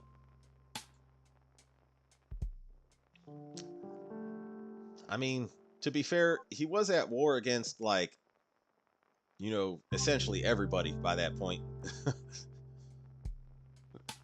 I think what he should have done is like there was okay, the way I understood it, Germany didn't like fully militarize its economy until like at least the second half of the war. I'm like, that was a mistake.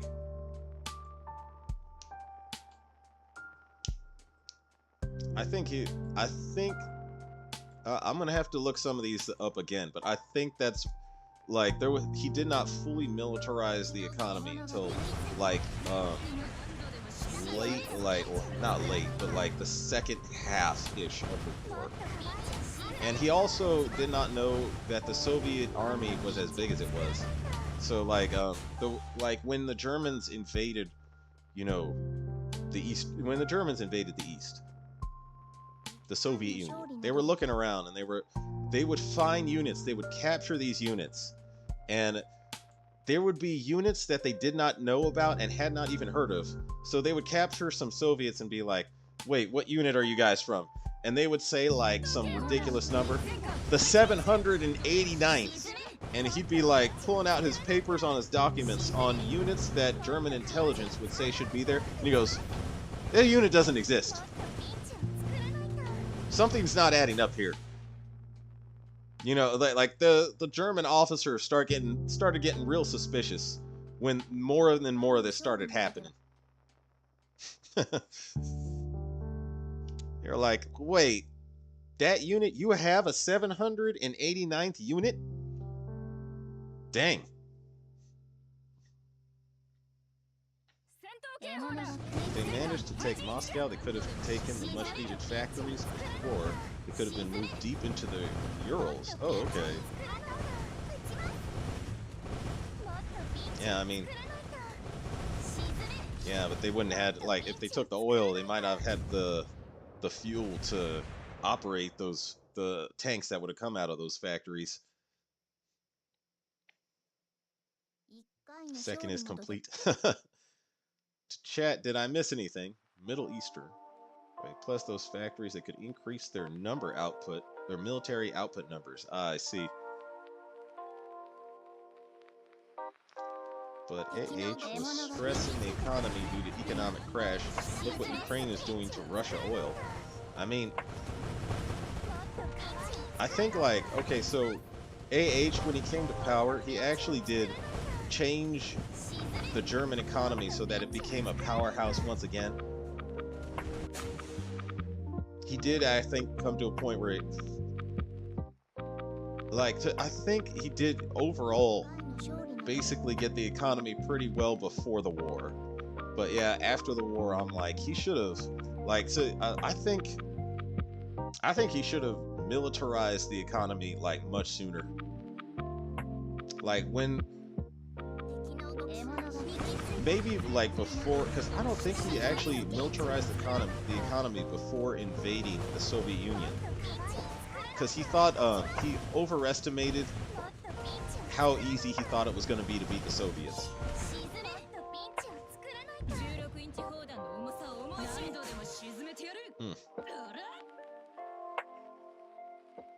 AH. Look, I don't know if YouTube is gonna, if I say his name too many times, YouTube might, freak out about the video. I'm just saying AH to be safe. Plus, with knocking out the USSR with its vast resources, would have also boosted the economy and added to the military's ability to produce items. Well, that's true. That's true. Yeah, the USSR pretty much survived off of mainly aid from the Lend-Lease program. Like the British, they gave, a whole bunch of British aircraft, and we gave them a bunch of equipment. We gave them tanks. We gave them all kinds of, we gave the USSR all kinds of weaponry. And that probably saved them too, until they got their own production lines going.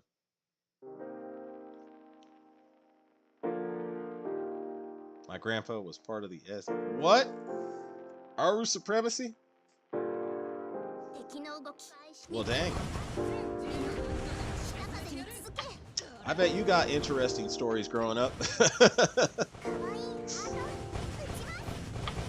That's interesting. Wow.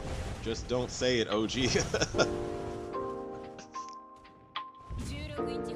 I'll just say Germany from now on. I've seen some videos get taken down for, you know, stuff like that. So I'm like, I'm being safe.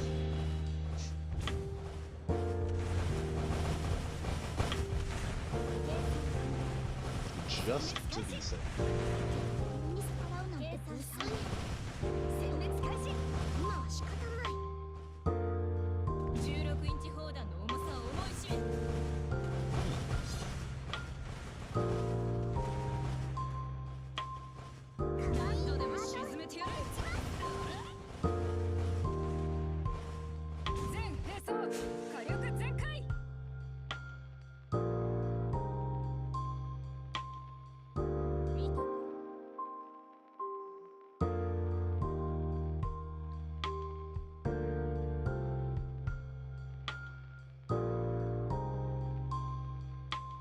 Yeah, I'm like, I've seen some channels get taken down for, or not some channels, mainly videos get taken down for, you know, stuff like that.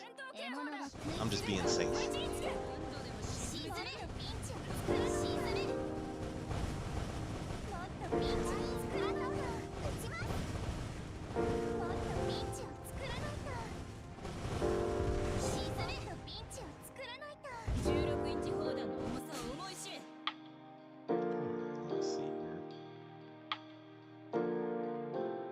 Just don't say the name. I see what you're saying. He is like Lord Voldemort. And freeing up troops for the Western Front, they basically reenacted World War I all over again. Did they not learn? Wait. Okay, I think you deleted that comment before I could finish it. You know, yeah, I was like, they made a lot of... There's a lot of things that when I was watching, like, some of these documentaries, I was watching them and I was like, ooh. Germany, they really fumbled the bag here. Like, they actually probably did have an opportunity where they seriously could have taken, like, all of Europe, and they fumbled it. Worst fumble in history. Sorry, I deleted it. I see, yeah. The boy who lives. Oh,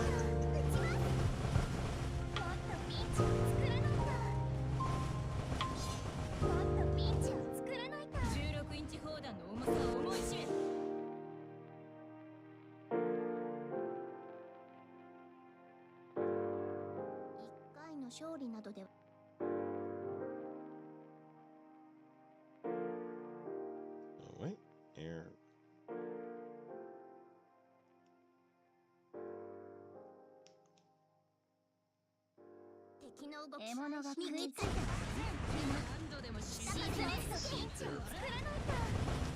Yeah, I was kind of wondering what you said there in that deleted comment. It's like I started reading it, did not quite finish it. Yeah.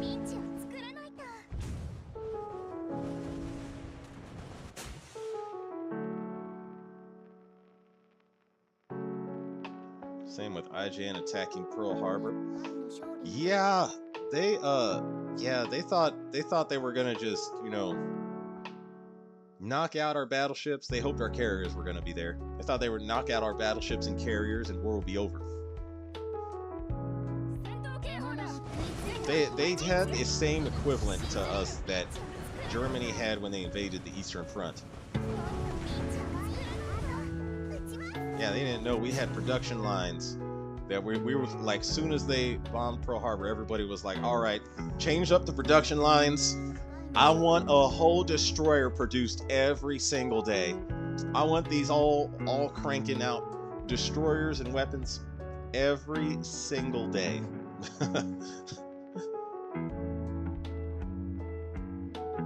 They did not know that was coming. As I said, it would have freed up all the troops to that deal with the Allies on the Western Front. They did one thing they did need to, reenacting World War One.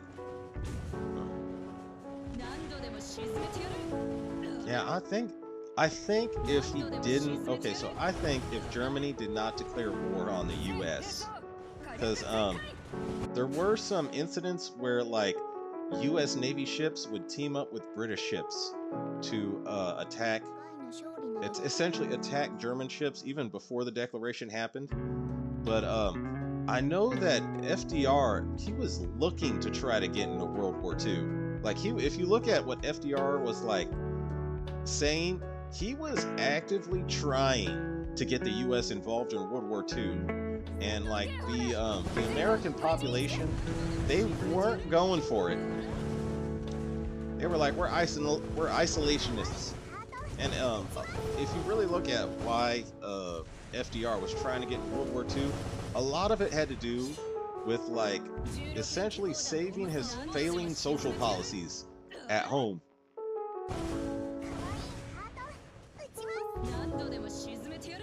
I'm like, really?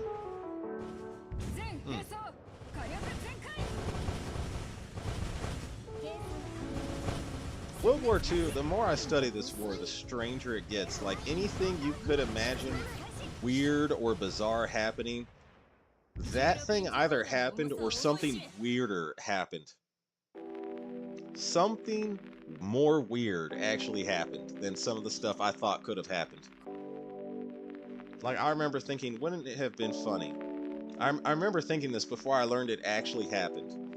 Like, wouldn't it have been funny if there was like some soldiers running around not knowing that the war was over? I found not only did that happen, that happened to some Japanese guy on an island for years. I think they didn't finish, or I think they had to get his actual commander to come out and tell him that, you know, Japan had surrendered. Because every time he got told it, he's like, nah, it's propaganda. It's like anything you think could have happened. Oh, Japan was trying to construct a death ray.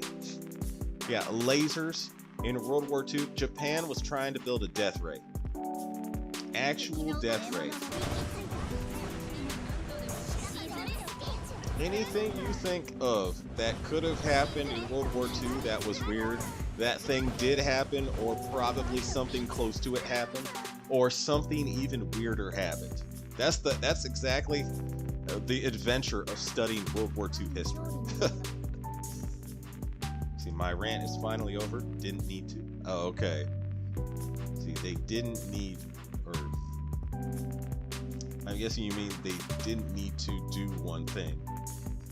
It was reenacting. Or they did not need to reenact World War I. Okay.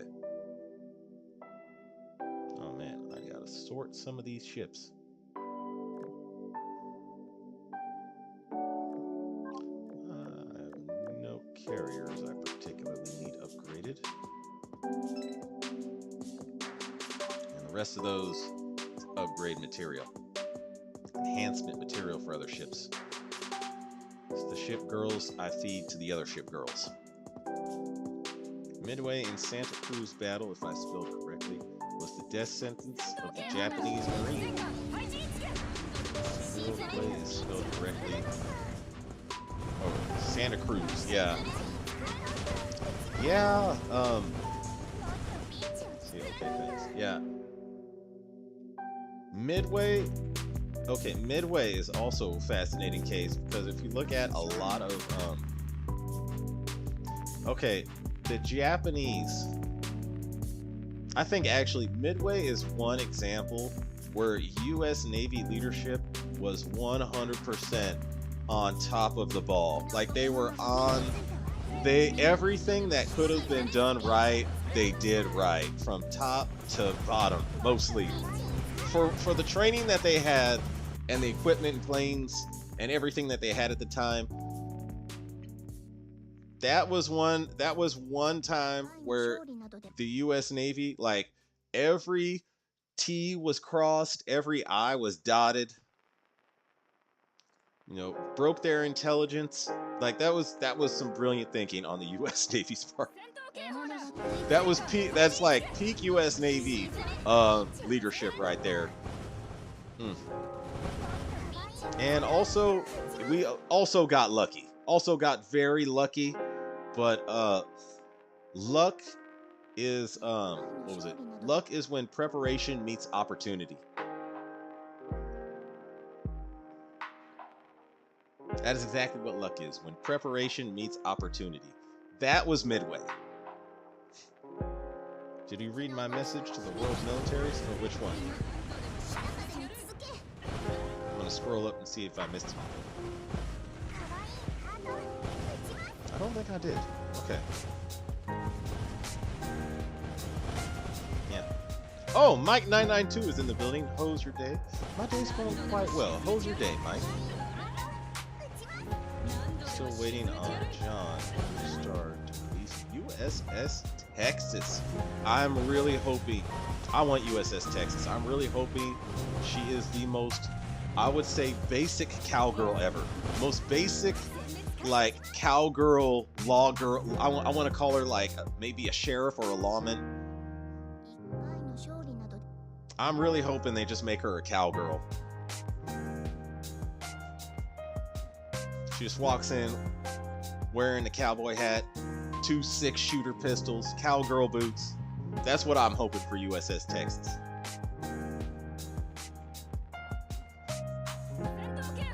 Battle of Santa Cruz, AK for the USN Bloody Santa Cruz for the number of lives lost. That is true. It starts with "for God's sake."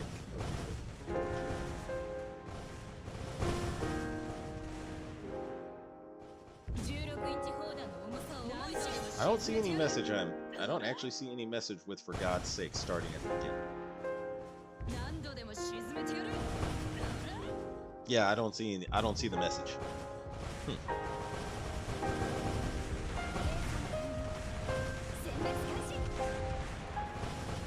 And I have it on all chat, so it's not like it's hiding anything from me.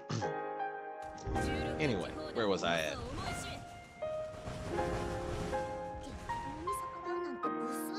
Talking about Midway, right? Yeah, the Battle of Santa Cruz.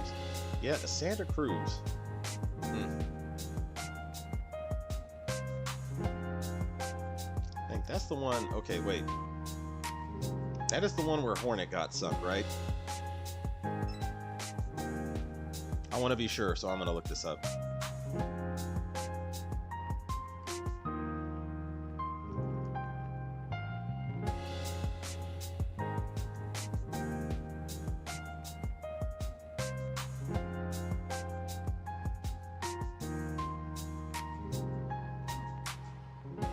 Yeah, okay. That's the one.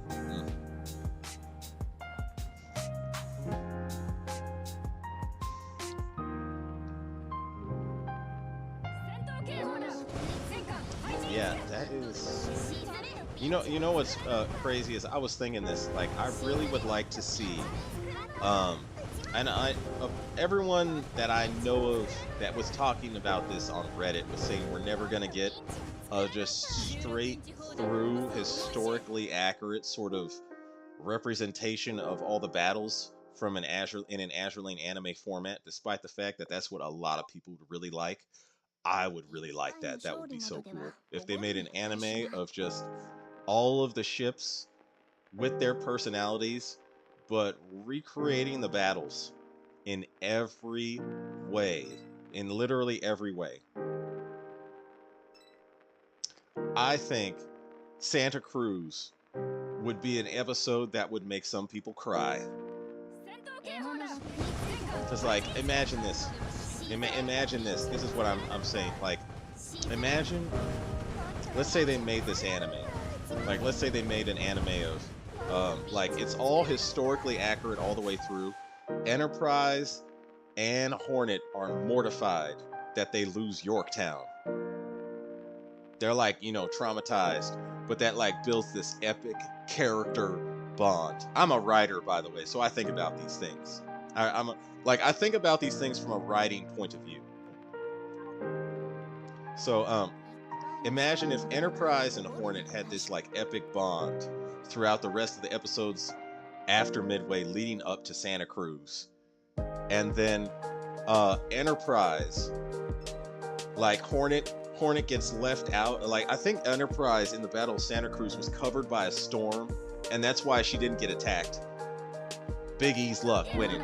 But you know, the Japanese fell on Hornet and they launched literally, it was like the last of Japan's experienced torpedo pilots launching a coordinated torpedo strike.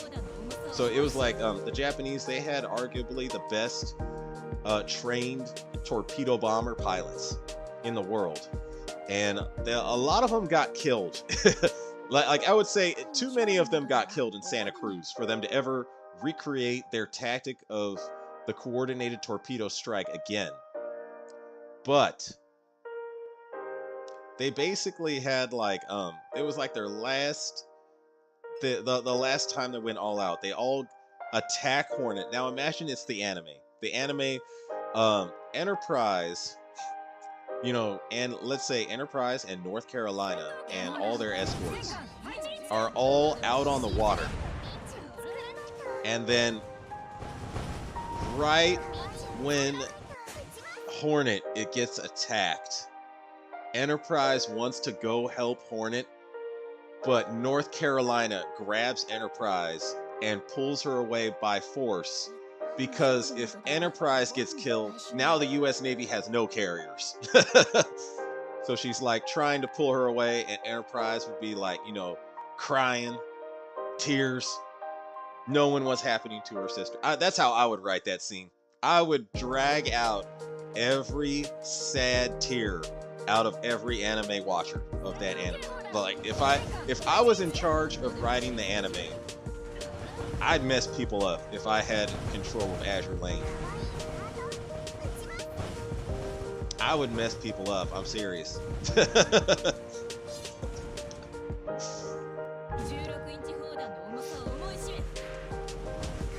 Maybe US Midway is next USUR event, along with us, Lolly Johnston. No, Lolly Johnston. I will always reject that negative energy. The couple UR destroyers we have gotten recently have all been mature, grown-up destroyers. I believe that's what we're going to get for USS Johnston. I hope that's what we're going to get for USS Johnston. I really hope. But we are not getting Lolly Johnston. I reject that negative energy. I'm putting positive energy out there. We're going to get a nice, mature, grown-up USS Johnston that's going to be, you know, very, very, I would say like Kier Saint, hopefully. Like Kier Saint, USS Kimberly would be acceptable, but hopefully like USS Kier Saint. Howdy, my brother in arms with Lolly Johnston. No, not you two, Conrad, no! I still find it funny that the Nazis are laughing at France for the defense line, but on D-Day, Nazis were in the defense line. Okay, to me, the reason I think they were laughing is because, like, oh wait, France? World War II was not France's best moment. In fact, like, France, historically, they actually have they have a much longer military history than, like, most modern nations today, with many, many, many victories. They did so bad in World War II, all them victories got forgotten. Now we just make fun of them. All their victories from the past, we just make fun of them now. We're like, France, after today, you are a joke. After this war, you're a joke for the next 3 generations. Or so-ish. You know.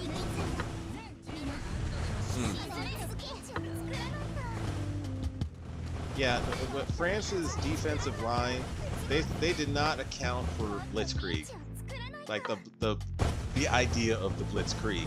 So they were like, we're gonna have this line here, and the Germans are never gonna be able to cross it. I guess on D-Day, the Germans were under no illusion about what was probably gonna come.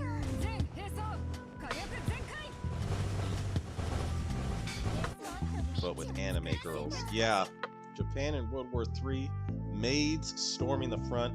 I mean, that would be nice. Japan in World War III would be wild. Like, here's my thing. This is what I imagine. If World War, like, anime did not exist in World War II. But if World War III did happen, which I hope it doesn't, I hope to God it doesn't. But if it did, I imagine the anime that would come out of Japan about the war would be so wild. It would be incredible. It would be incredible. Okay, you know what? I'm going.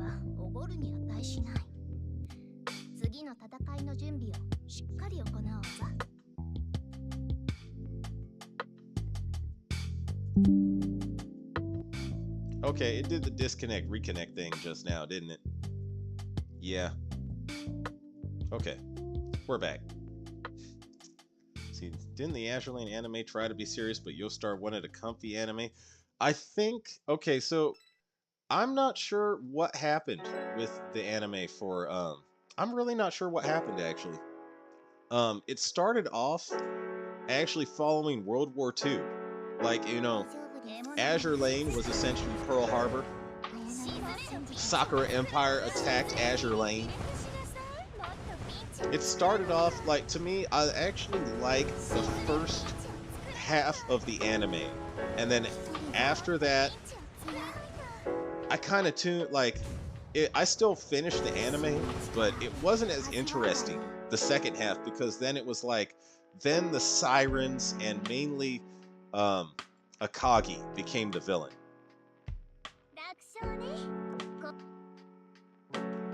It was no longer about World War II. It was like, now we're all fighting aliens.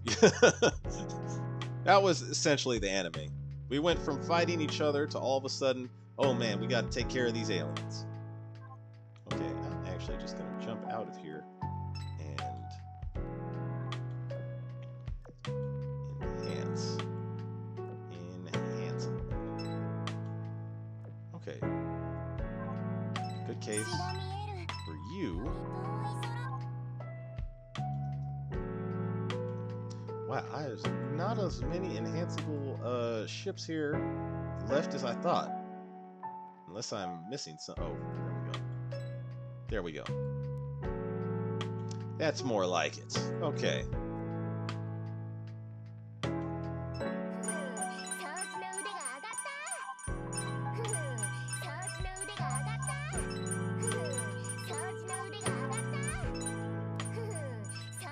Yeah, so Nubian delivers +1 firepower, so I definitely want to get her up to level 120.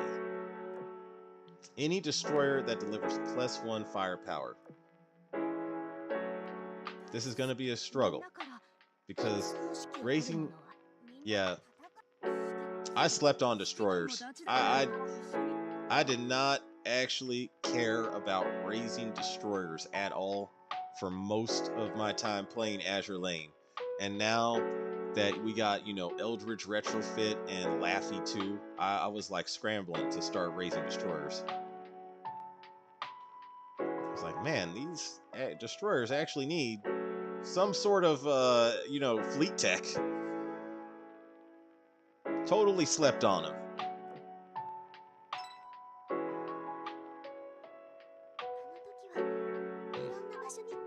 Nope, let me get another one.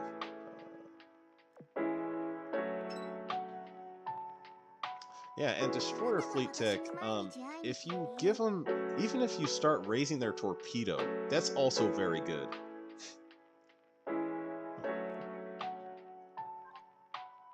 Okay, which one of these destroyer guns should I use? Actually, I'll give her the French gun. And I'll just give her these.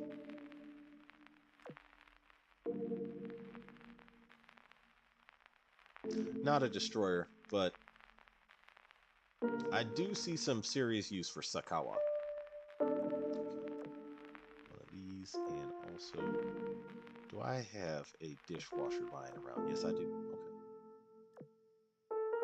Okay. There we go. And actually, her affinity is too low. Oh no, wait. I'll switch her out for this one.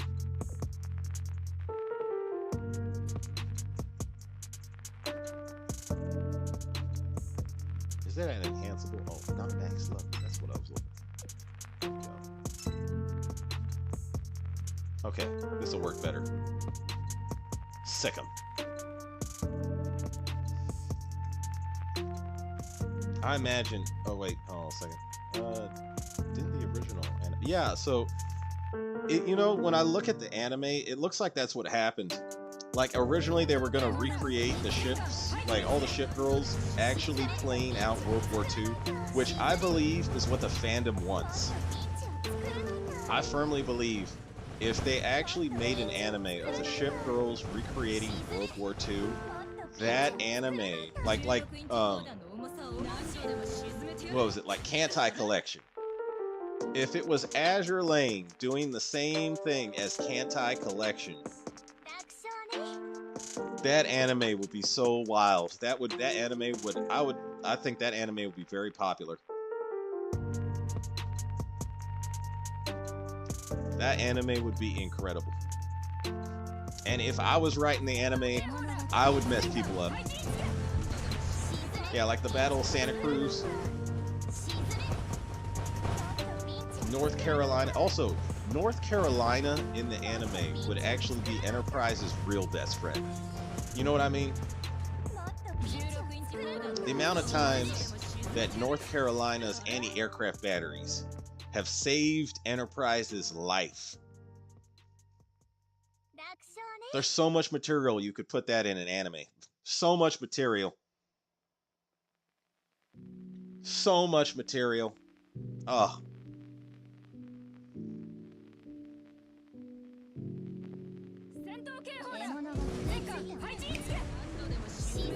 And although I will admit I am biased because my favorite waifu in Azur Lane is still, even after all this time, Biloxi.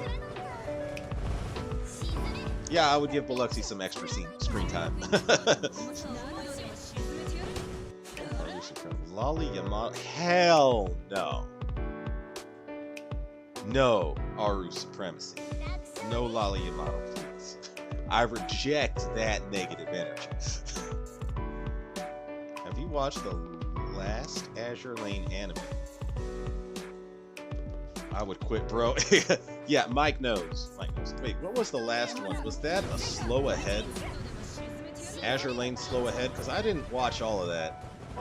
I think I saw like 1 or 2 episodes, and then well, I actually got distracted by a bunch of work that I had to do. I think it was following the in-game story. Oh, what was it? Queen's something. I know they made an anime about based off the manga, because there is a Azur Lane manga, and it's Queen Elizabeth is like the main character in it, and I cannot remember the name. Queen something. What if you turn lollies like their sisters? Nah, no lollies. No lollies, period.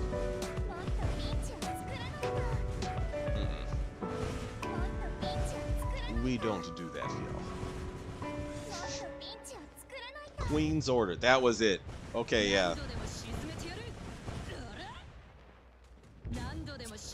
I thought I heard they were or had started already making an anime for that.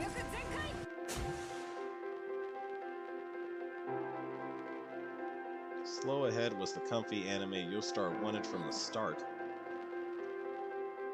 I'm just saying, like, I would pay money for them to make, for Azur Lane to produce an anime going full historically accurate with the ship girls, keeping their personalities but just playing out the war in all historical accuracy, just like okay, Kantai Collection actually did. I saw the anime. Kantai Collection actually did mess up midway, and I heard that the creator was like a very the creator of Kantai Collection was like a super, you know, Japanese ultra patriot. And when I saw the end of that, the first season of Kantai Collection, that's when I realized there are still some Japanese people bitter at losing the battle midway. Even to this day, they're still upset about that one.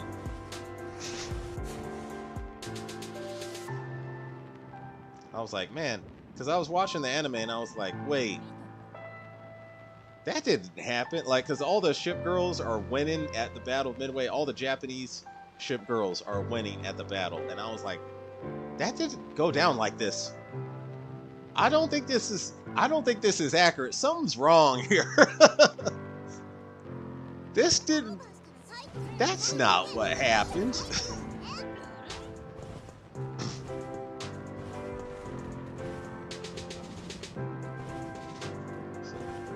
All her sisters are massive though. The chances are next pretty much zero. Exactly. Yeah. Shinano and Musashi are giants. Actually, Musashi might, in terms of size, be the biggest girl in all of Azur Lane. She's over 2 meters tall. Musashi is a tall, tall woman.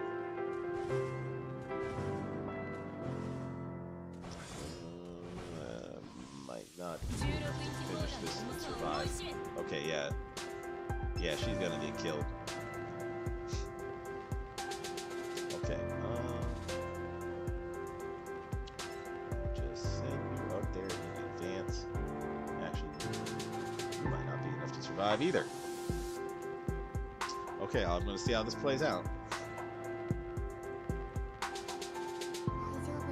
Laffy is my favorite ship and ship girl. No Hornet. I mean, if you like the ship's history, I understand. Yeah, but just the history. Evelyn and Everwest. Belfast, Takeo, and Sheffield. Hot. Ah, I see. So you have a type, clearly. I like Takeo. Takeo is still my favorite Sakura Empire ship girl. Out of all the Sakura Empire ship girls, like Takeo is, in terms, like I'm just saying, in terms of waifu-ness, Takeo is the best for me. Kantai Collection was accused of being Imperial Japanese propaganda. I could see that happening. What isn't Imperial propaganda? Everything is propaganda. You are not immune to propaganda. It actually felt like that when I was watching the anime, with just the battle midway, mainly. That, yeah. That scene in the anime, I was like, this feels wrong. It feels off. Almost like cringe off for some reason. Can't quite put my finger on it. Actually,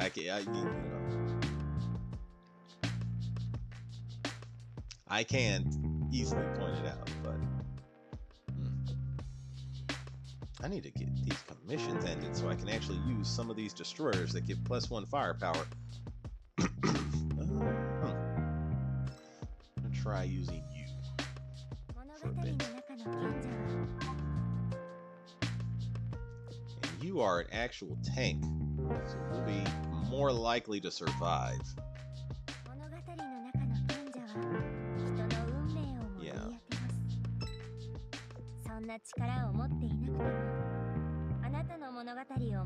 So do I have blueprints for you? No, I don't. Okay.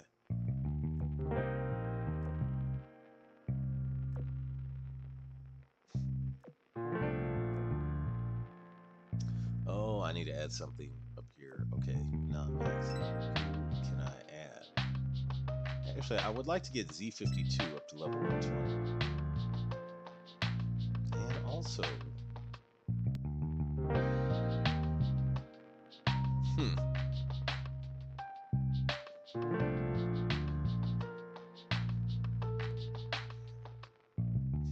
Kiev.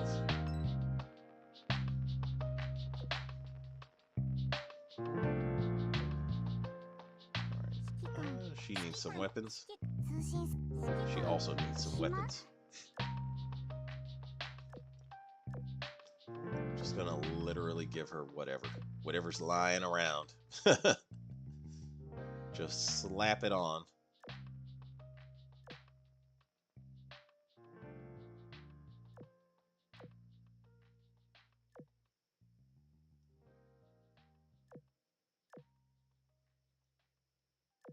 Same for her, pretty much.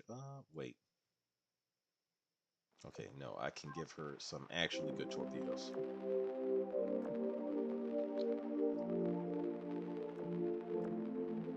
And, whoops. What else? Repair toolkit. Mandatory. Mandatory requirement.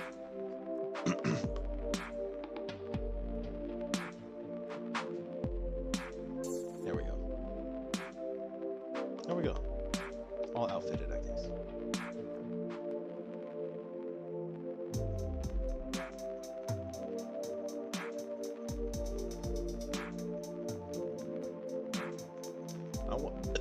Excuse me. I want them to make more pinup style skins for our girls, like the original skins on Arizona, Pennsylvania, North Carolina. Less futuristic, more like vintage, sexy pinup girl on you. I like that look. I agree 100% with that, actually. It's like, you know what's okay, North Carolina's like default skin is actually still my favorite skin, and it's just like a uniform that she wears. Also, same thing for Enterprise. Her default skin is my favorite skin. Same thing for Arizona and Pennsylvania. I agree with that, Lone Star. Yeah. No, everything is fake unless I can snap. Is that why FBI is not around anymore? Yeah, where is FBI? I think this is the first stream I've had where he hasn't been. Still waiting for USS Trump. Not gonna. Is there a maybe you say maybe the USSR Trump too? Is there a USS Trump? I gotta look this up. If there's a ship named USS Trump, that would be okay. Not yet. It says there's probably never going to be a USS. Oh, that's an article from 2020. Yeah. That article's dated. Sounds like someone was pitching an idea back in 2020 for a USS Donald Trump. FBI is in the building. Everybody act cool. What's up, OG in chat? How was your day? Hey, FBI, how was your day? My day been good. Lol, I've always been lurking here. We were just talking about you. He says he's always been lurking here. Oh, okay. I agree with Lone Star. The old American battleship should have a more pinup style and the skins. Yeah. Any future American battleship from pre-World War II should also follow this. I agree. Except I still want Texas to be a cowgirl. USS Texas. Make her like a very basic cowgirl. And also, wait, let me think.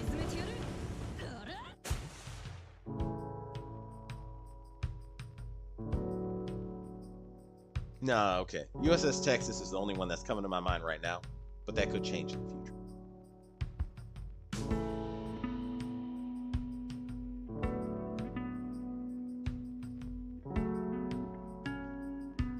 I hope Effie not. I like the idea of them just wearing like pinup uniforms.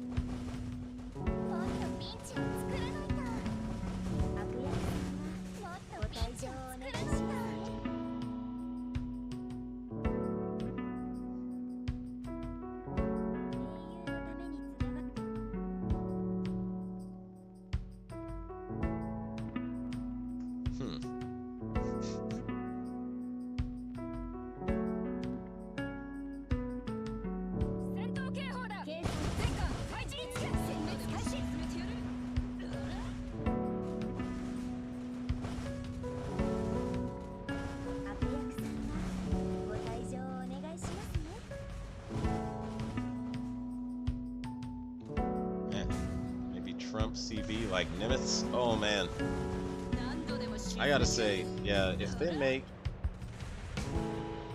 okay, they have not made like a modern. They won't. I don't think they're gonna make like a modern Azure Lane ship game for modern ships. But if they introduced, if they introduced some of the future ships in like a meme, like you see, like maybe the World War II ships could see some of the future ships in like a vision of the future, or something like that. Like you could. I don't think it would go well if they tried to introducing modern ships into Azure Lane. But if you saw like they saw like a vision of the future. They could just make a USS Donald Trump art design without like breaking the lore of Azure Lane. And that would be the version that would talk to them from the future. Let's be real. Let's be real. That would be the version talking to them. As of right now, that would be the version that talks to them from the future.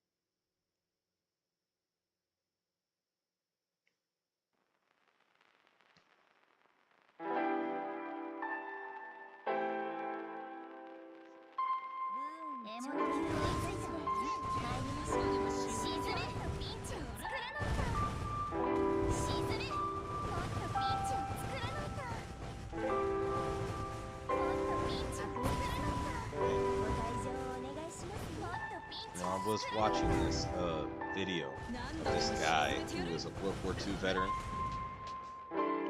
and he lived to be 110 years old. And so they asked him, what foods did you eat to prolong your life? And do you know what he said? He said, dark chocolate, olive oil, honey, garlic, and there was one other one.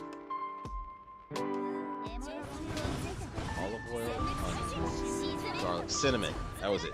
Cinnamon. So, I have some dark chocolate right here that I've been munching on.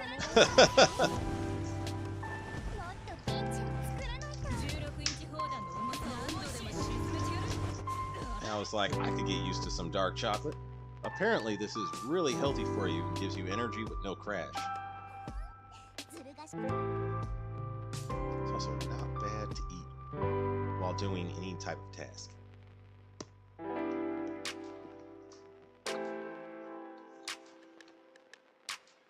It is bitter, though. I'll give you that.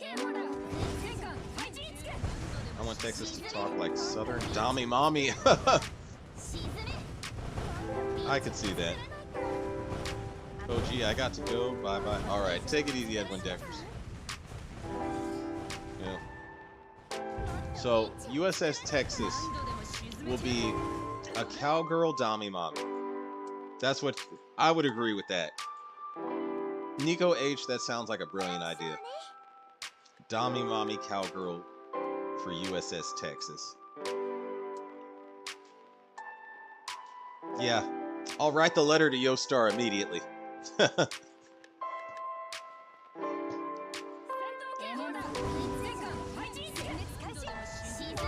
like, hey Yostar, I have a recommendation.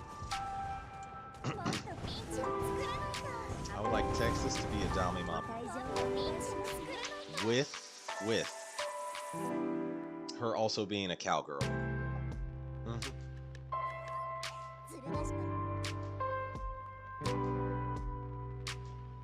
I hope North Carolina gets a UR retrofit. Her bunny skin is too good for her not to be relevant in AL. Well, they gave her an augment, and to me, like, if they give a ship an augment, they're not going to give them a retrofit anytime soon. It seems like that to me, anyway. I mean, could they still do that? Yeah. And to be fair, her augment is, like, good for her being a mobbing ship, because now she has a heal. The only thing is she can only use her heal if there are, if the enemy has aircraft. So I was like, man.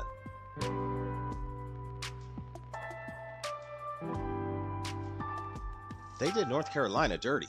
I mean, the augment, it's like, it's good. I still use her for Operation Siren, actually. She's good enough to use as a mobbing ship in Operation Siren because there's always aircraft in Operation Siren.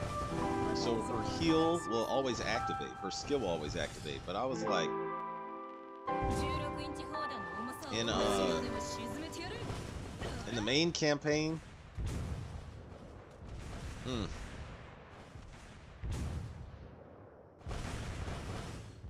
yeah, the main campaign, not very good. Tragically. Terribly tragically.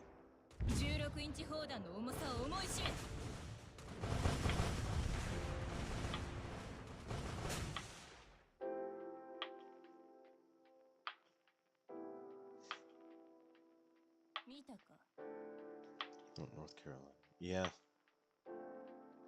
I'm thinking of ships that I primarily would love to get a retrofit right now.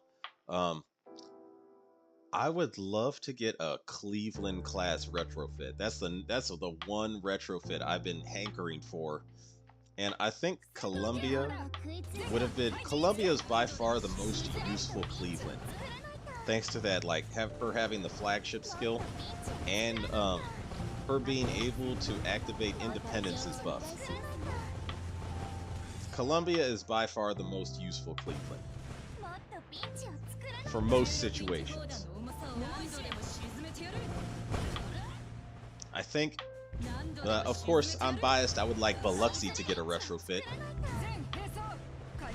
Biloxi, I don't know what kind of retrofit skill she would have. Maybe like, so the real USS Biloxi did sink a destroyer.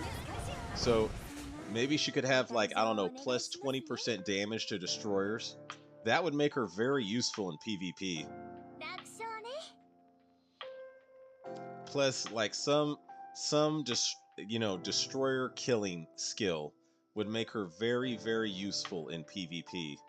Because all the fleets in PvP that are heavy hitters all use a UR destroyer in some way, shape, or form. The UR destroyer is, the king of battle in PvP right now. Managed ran away and hide from Musashi far away in a bunker. She almost crushed me. I thought that's what you wanted, FBI. I thought that... I'm glad you're alive. Yeah, Musashi, she might crush you, though. I'm just saying. Survive. Taiho and I have 5 kids together and live happily ever after. My goodness. I'm amazed at the fandom that goes for Taiho. So I'm like, to me, Taiho is like, nice ship girl, not my type. But for some reason, there's like a small cult of her within the Azur Lane community. I'm like, alright guys, you do you. Enjoy the yanderes over there. I'm gonna chill with my tomboy waifus and watch you get killed by your girlfriends from a distance. There's no way those relationships can end well. No possible way. Okay, their affinity is low. I'm going to push it a little bit. Just a little bit. Actually, no. My other fleet has higher levels. Okay, I can switch them out. Yeah.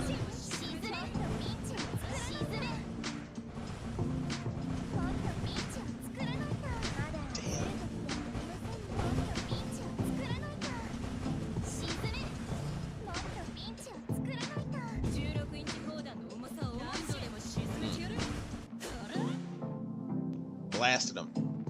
Obliterated them. Sashi just wants me every day. I can't have a break for a day. It was drained. Luckily, I managed to escape.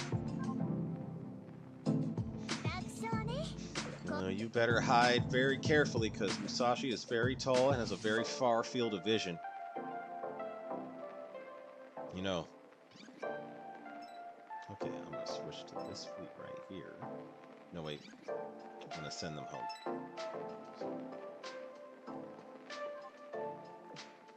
There we go. Yeah, Musashi has a very far field of vision. Taiho gives the I can fix her vibes, that's why. Oh man. Is that what it is? Every guy that likes Taiho is like, no, I can fix her. Wow.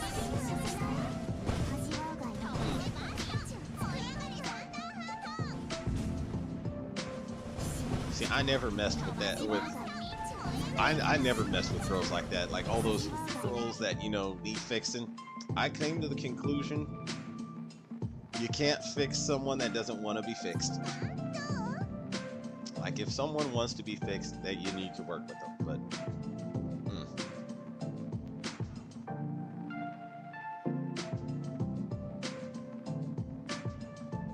glad to hear, Mike. Seems you fixed her. Yeah. Well, all right then.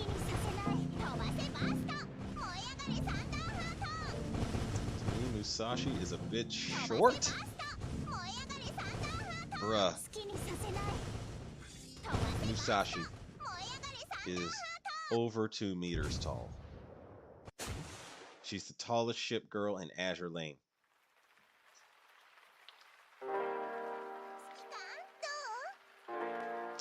Like, if she's short to you, every girl is short.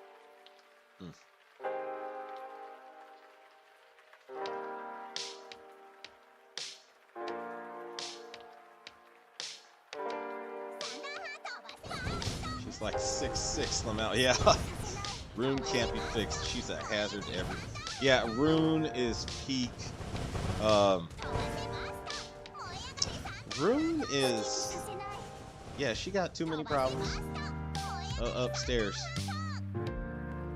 It's not that, you know, the elevator doesn't reach, you know, it doesn't go up to all the floors up top. It's that the elevator goes up to all the floors up top and then explodes. You know, that's Rune's brain, if you will. Like this, yeah, yeah.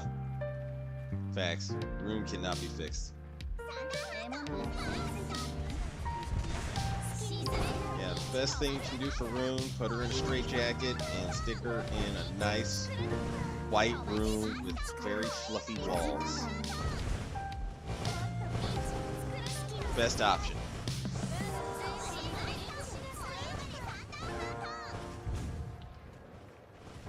Best possible option.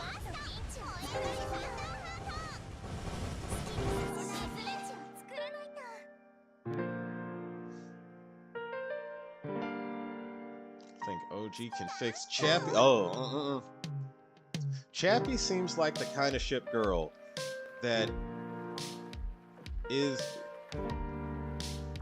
into some stuff I would not particularly find. What's the word I'm looking for? Interest in, to put it lightly.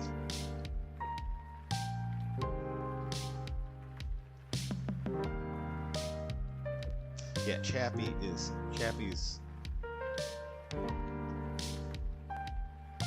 to me is still out of all the ship girls in Azur Lane, Chappie to me is the one that has the wildest change after you enter. Wildest out of all of them.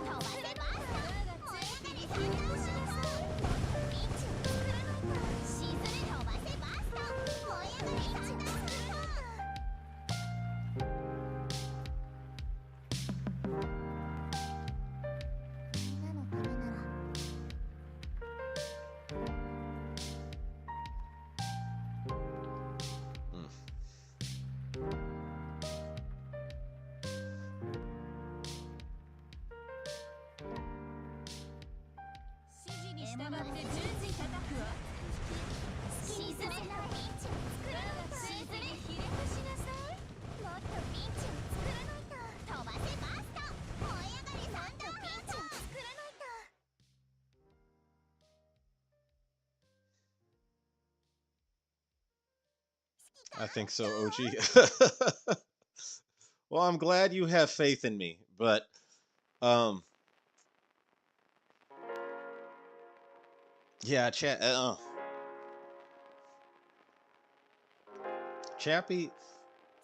Chappie's a very special ship girl,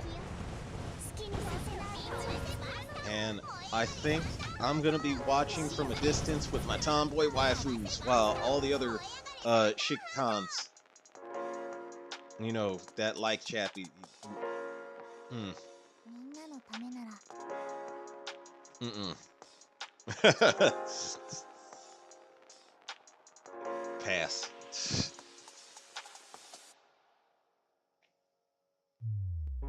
Chappie wants to be bondage. Yeah, yeah, definitely.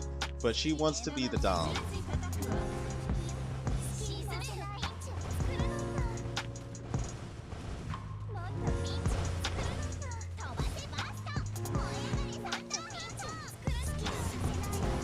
I would like to see more wooden ships from the military side, like USS Constitution and the like. Yeah. Yeah. I would like to see, you know, I'm still waiting on Queen Anne's Revenge.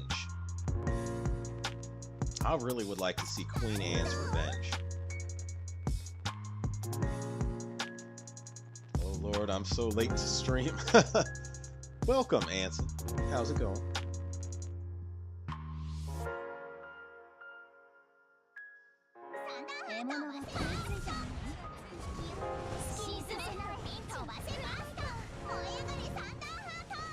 It is a Friday.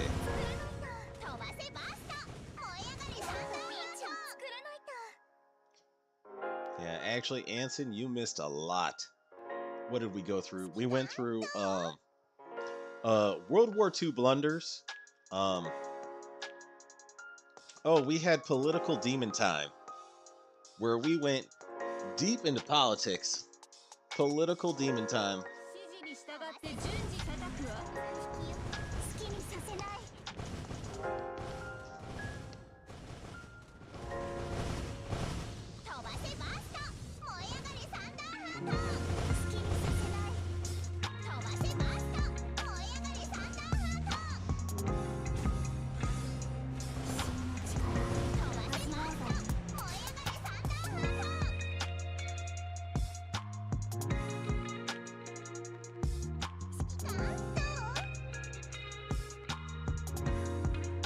Good grinding for R2Y2s.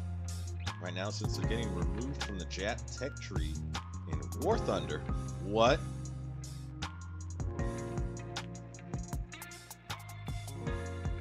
Wait, when are they getting removed?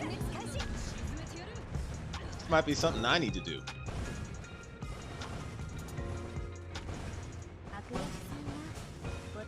Yeah, when are they getting removed, Anson? Do you know?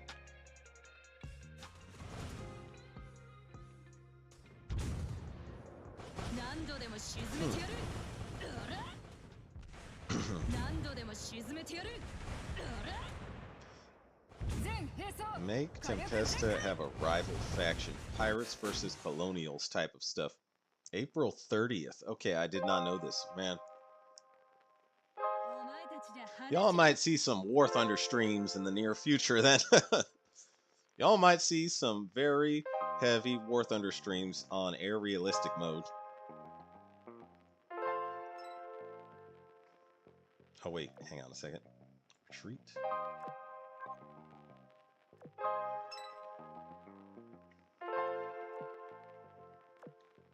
Yeah, I just might start heavily streaming War Thunder. If that is true. That is definitely true. Damn. Okay. April 30th. Okay, I always love collecting any ship, or not any ship, any vehicle from War Thunder that doesn't like it's not gonna be there.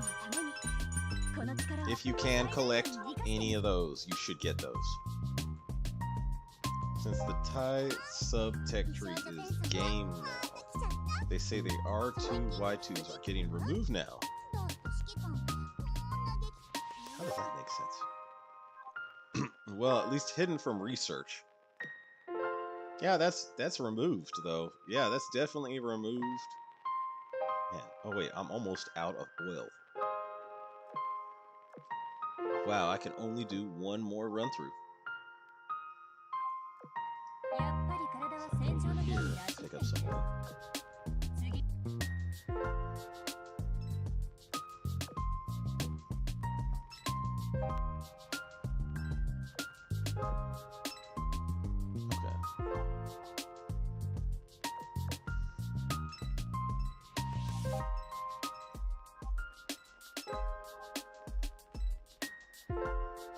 Alright, this is Z43, might be usable.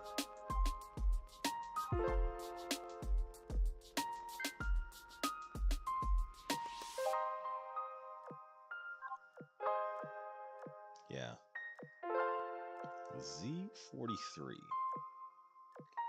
See if I can swap her out with this one.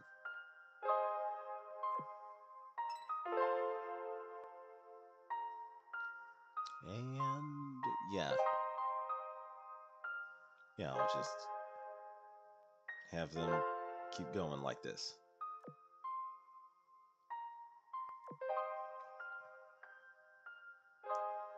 I would like to see more wooden ships as well. But dang, yeah. The R2 Y2s are getting removed, man.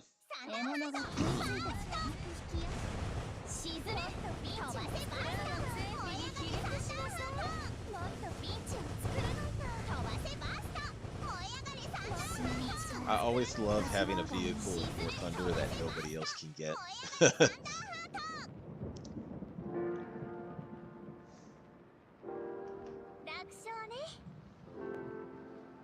They announced this back in February and decided to give everyone until the 30th of April to get them.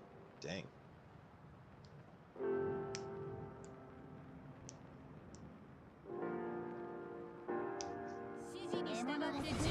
That's very generous of them when you think about it. It's like, oh, why thank you. How generous of you, good sir.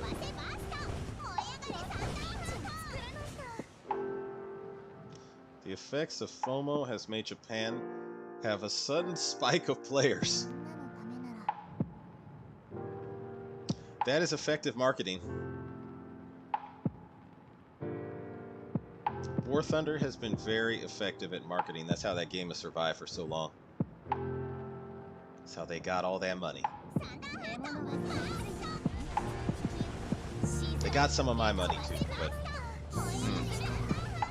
I don't want to give them any more until they fix the Abrams.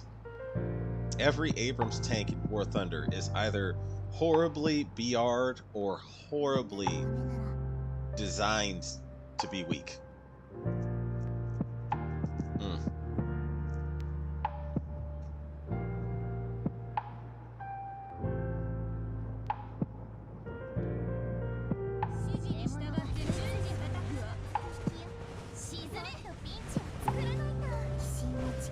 I would like them to fix the Abrams, but I am glad they actually did some things to fix the Russian line, because now the fact that you actually can damage their autoloader, I think, goes miles in terms of making them equal, making it feel like, you know, the Russian bias took a severe hit in War Thunder. See what's coming in next. I did see the F-18 is coming to War Thunder.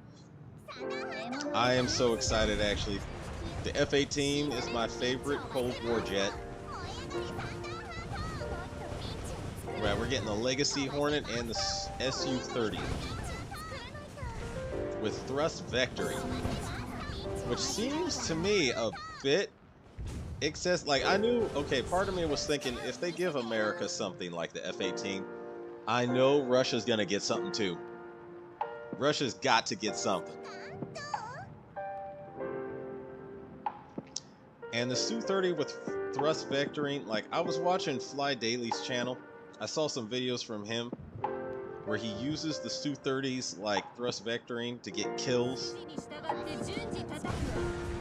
That thing is evil. That plane is evil.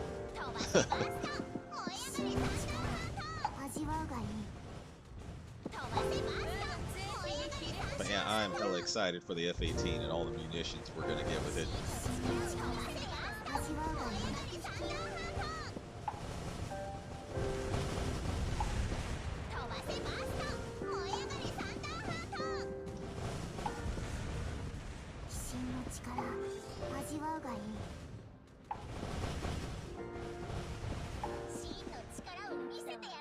Yeah, oh, I don't know where the F-18 is gonna appear on the tech tree now that I think about it.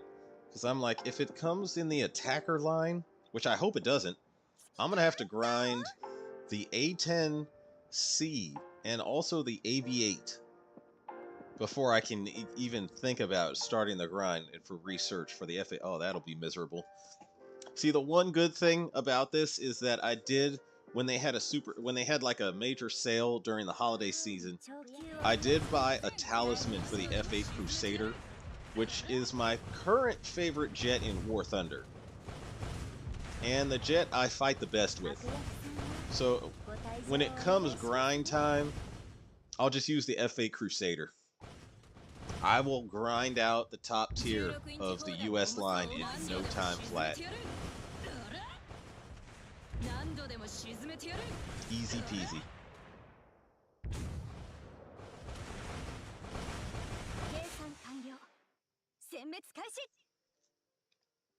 Yeah, a reason why I mentioned it is because Gaijin is modeling in the turret ring for the Leo and Abrams, meaning you're cooked even more since it's so effing big. Oh, man.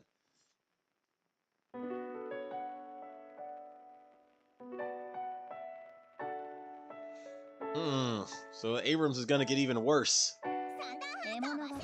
And the Leopard too.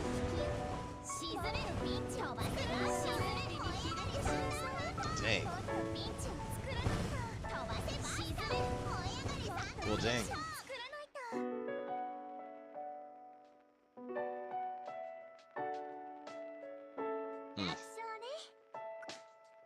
Yeah. I'm thinking about it. I'm like, maybe I'll just...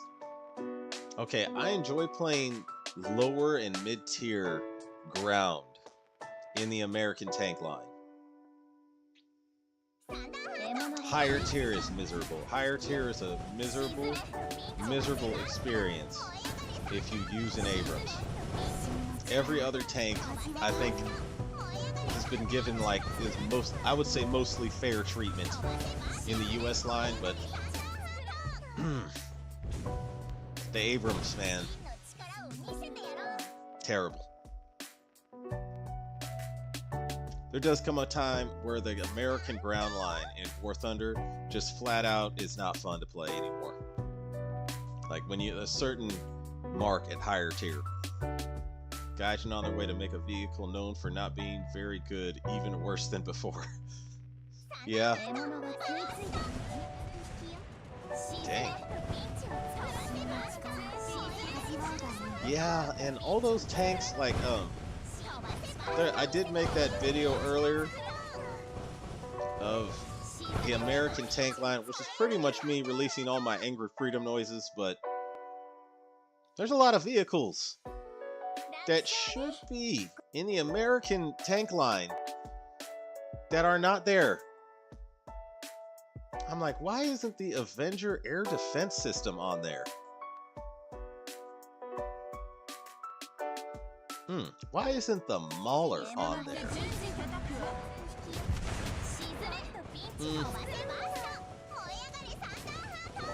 So many things. Just kind of, why isn't the T-69 on there? The T-69. That is one tank that absolutely should have been probably a premium vehicle. Actually, definitely a premium vehicle because it is a prototype. But that is one tank that should have been on there like ages ago.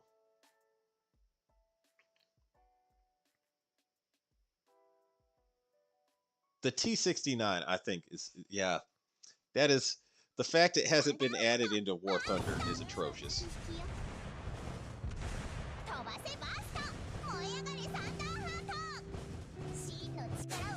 Yeah, just look up a video for the changes to the Abrams in the dev server to see for yourself. Oh man. Scared of what I might find in that video. Man, I'm not really scared, but you know what I mean. I'm preparing myself for some bad news.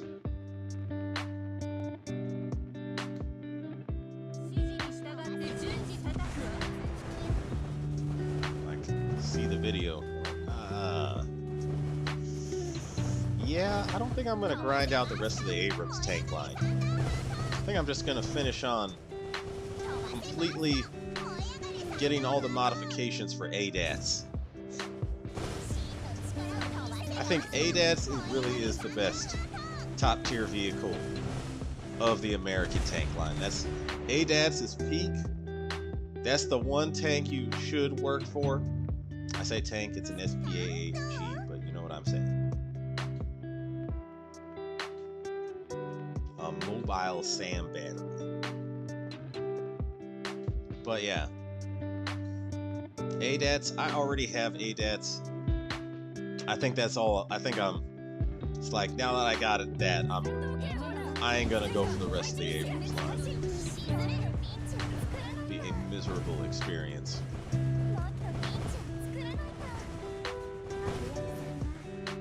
Just gonna be grinding for modifications now.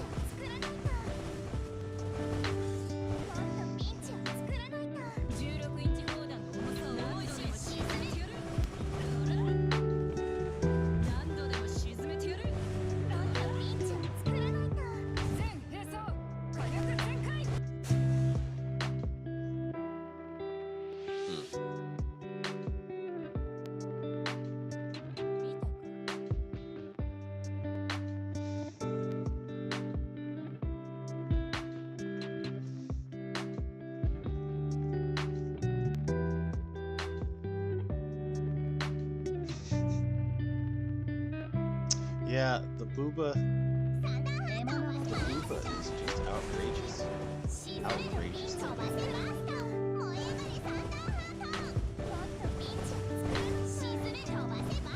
I'm like, we need to get back to more regular size. Regular size, realistic. Just sweet spot level booba.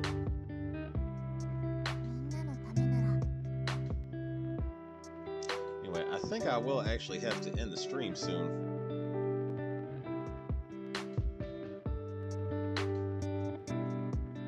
That is too big right there. That's too big.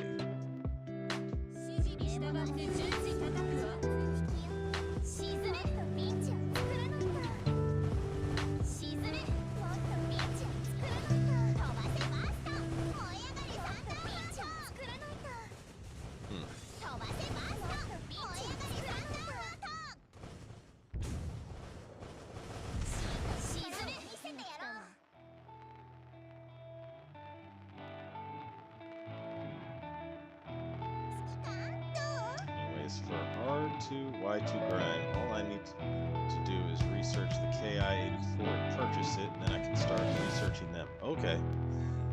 Yeah. Well, dang.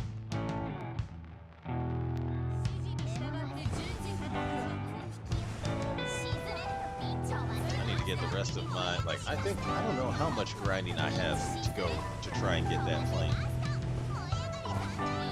I did work the Japanese line a bit.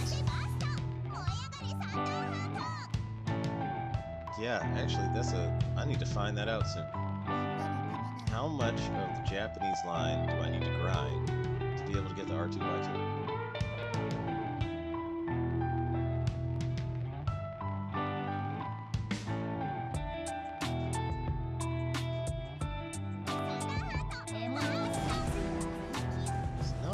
copyright music is going unusually hard right now.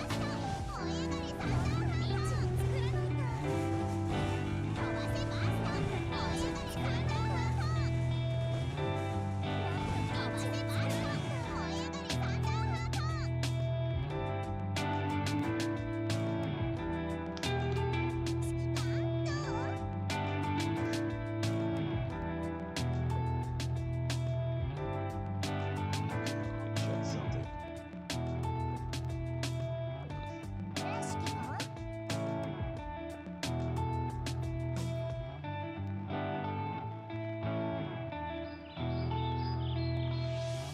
Yeah, I did grind out most of the, or I think almost all the zeros on the Japanese line. Actually, if it's the Japanese, wait, the KI-84 is the Japanese Army aircraft, like they're Japanese Air Force aircraft. They're equivalent of the Army Air Force. Ooh, I did not grind out hardly any of the Japanese Army Air Force parts. I only did their naval planes. Oh man, that could be a wild grind. That could be an intense grind.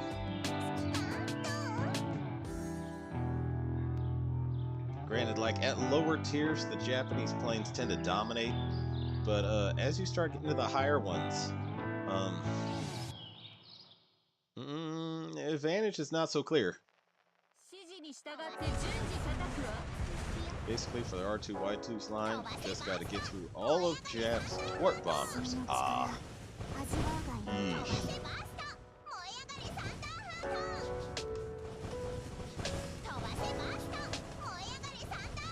Lately, I've been using in War Thunder that so there is a series of bombers that are U.S. Navy bombers, but they're based off the B-25 Mitchell. And what it is they're called PBJs. And I've been trying to use the one with the 75mm tank gun built into it. Because I was like, man, all these other countries have planes that have just a really big gun that could pop tanks on it. And I was looking, I was like, how did we not try that during World War II? And it come to find we did, but we put it on the B-25 Mitchell, and its firing rate is atrociously slow compared to all the other nations, which is why no one rarely uses that plane. But I did try it, and the gun is good. Like, I was able to shoot a Tiger II and kill it in one shot. And I was like, oh man, I see this plane. I see how this plane works. I need to use this more often.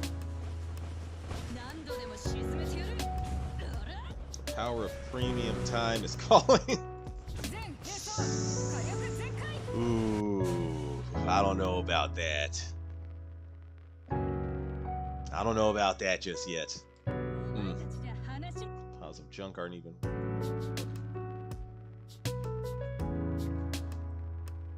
I don't know about that. I've been very good at not spending money on games. Very, very good at not spending money on War Thunder. Or not War Thunder. So I was like, I don't really want to spend more money on them until they fix the Abrams.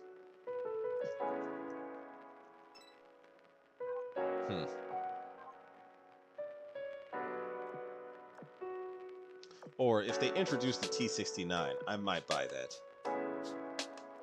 Okay, if they introduce the T-69, I would totally buy that tank.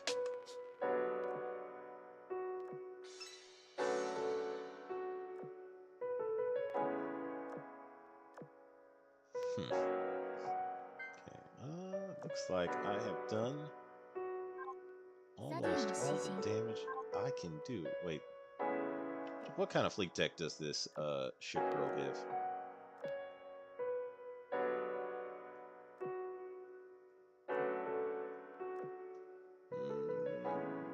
+1 sub. Okay, I don't see a point to raising her that much. Almost every destroyer has good anti-sub anyway.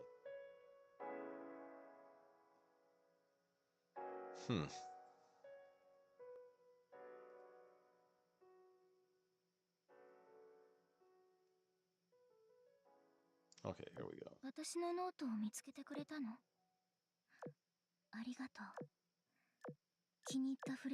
Just like clearing this up by feeding one ship girl to another ship girl. There we go. See, now my dock space is full.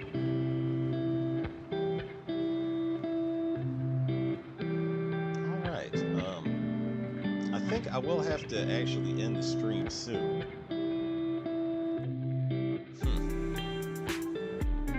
Yeah, I do have to go this time. I gotta get my sleep clock on schedule.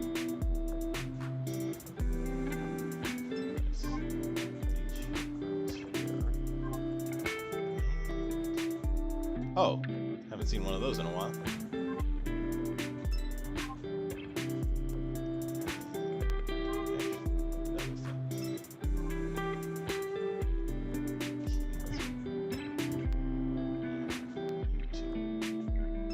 There we go.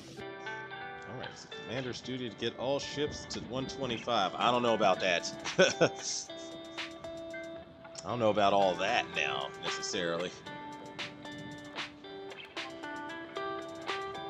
For example, I don't use battle cruisers. I don't really see a reason to raise battle cruisers.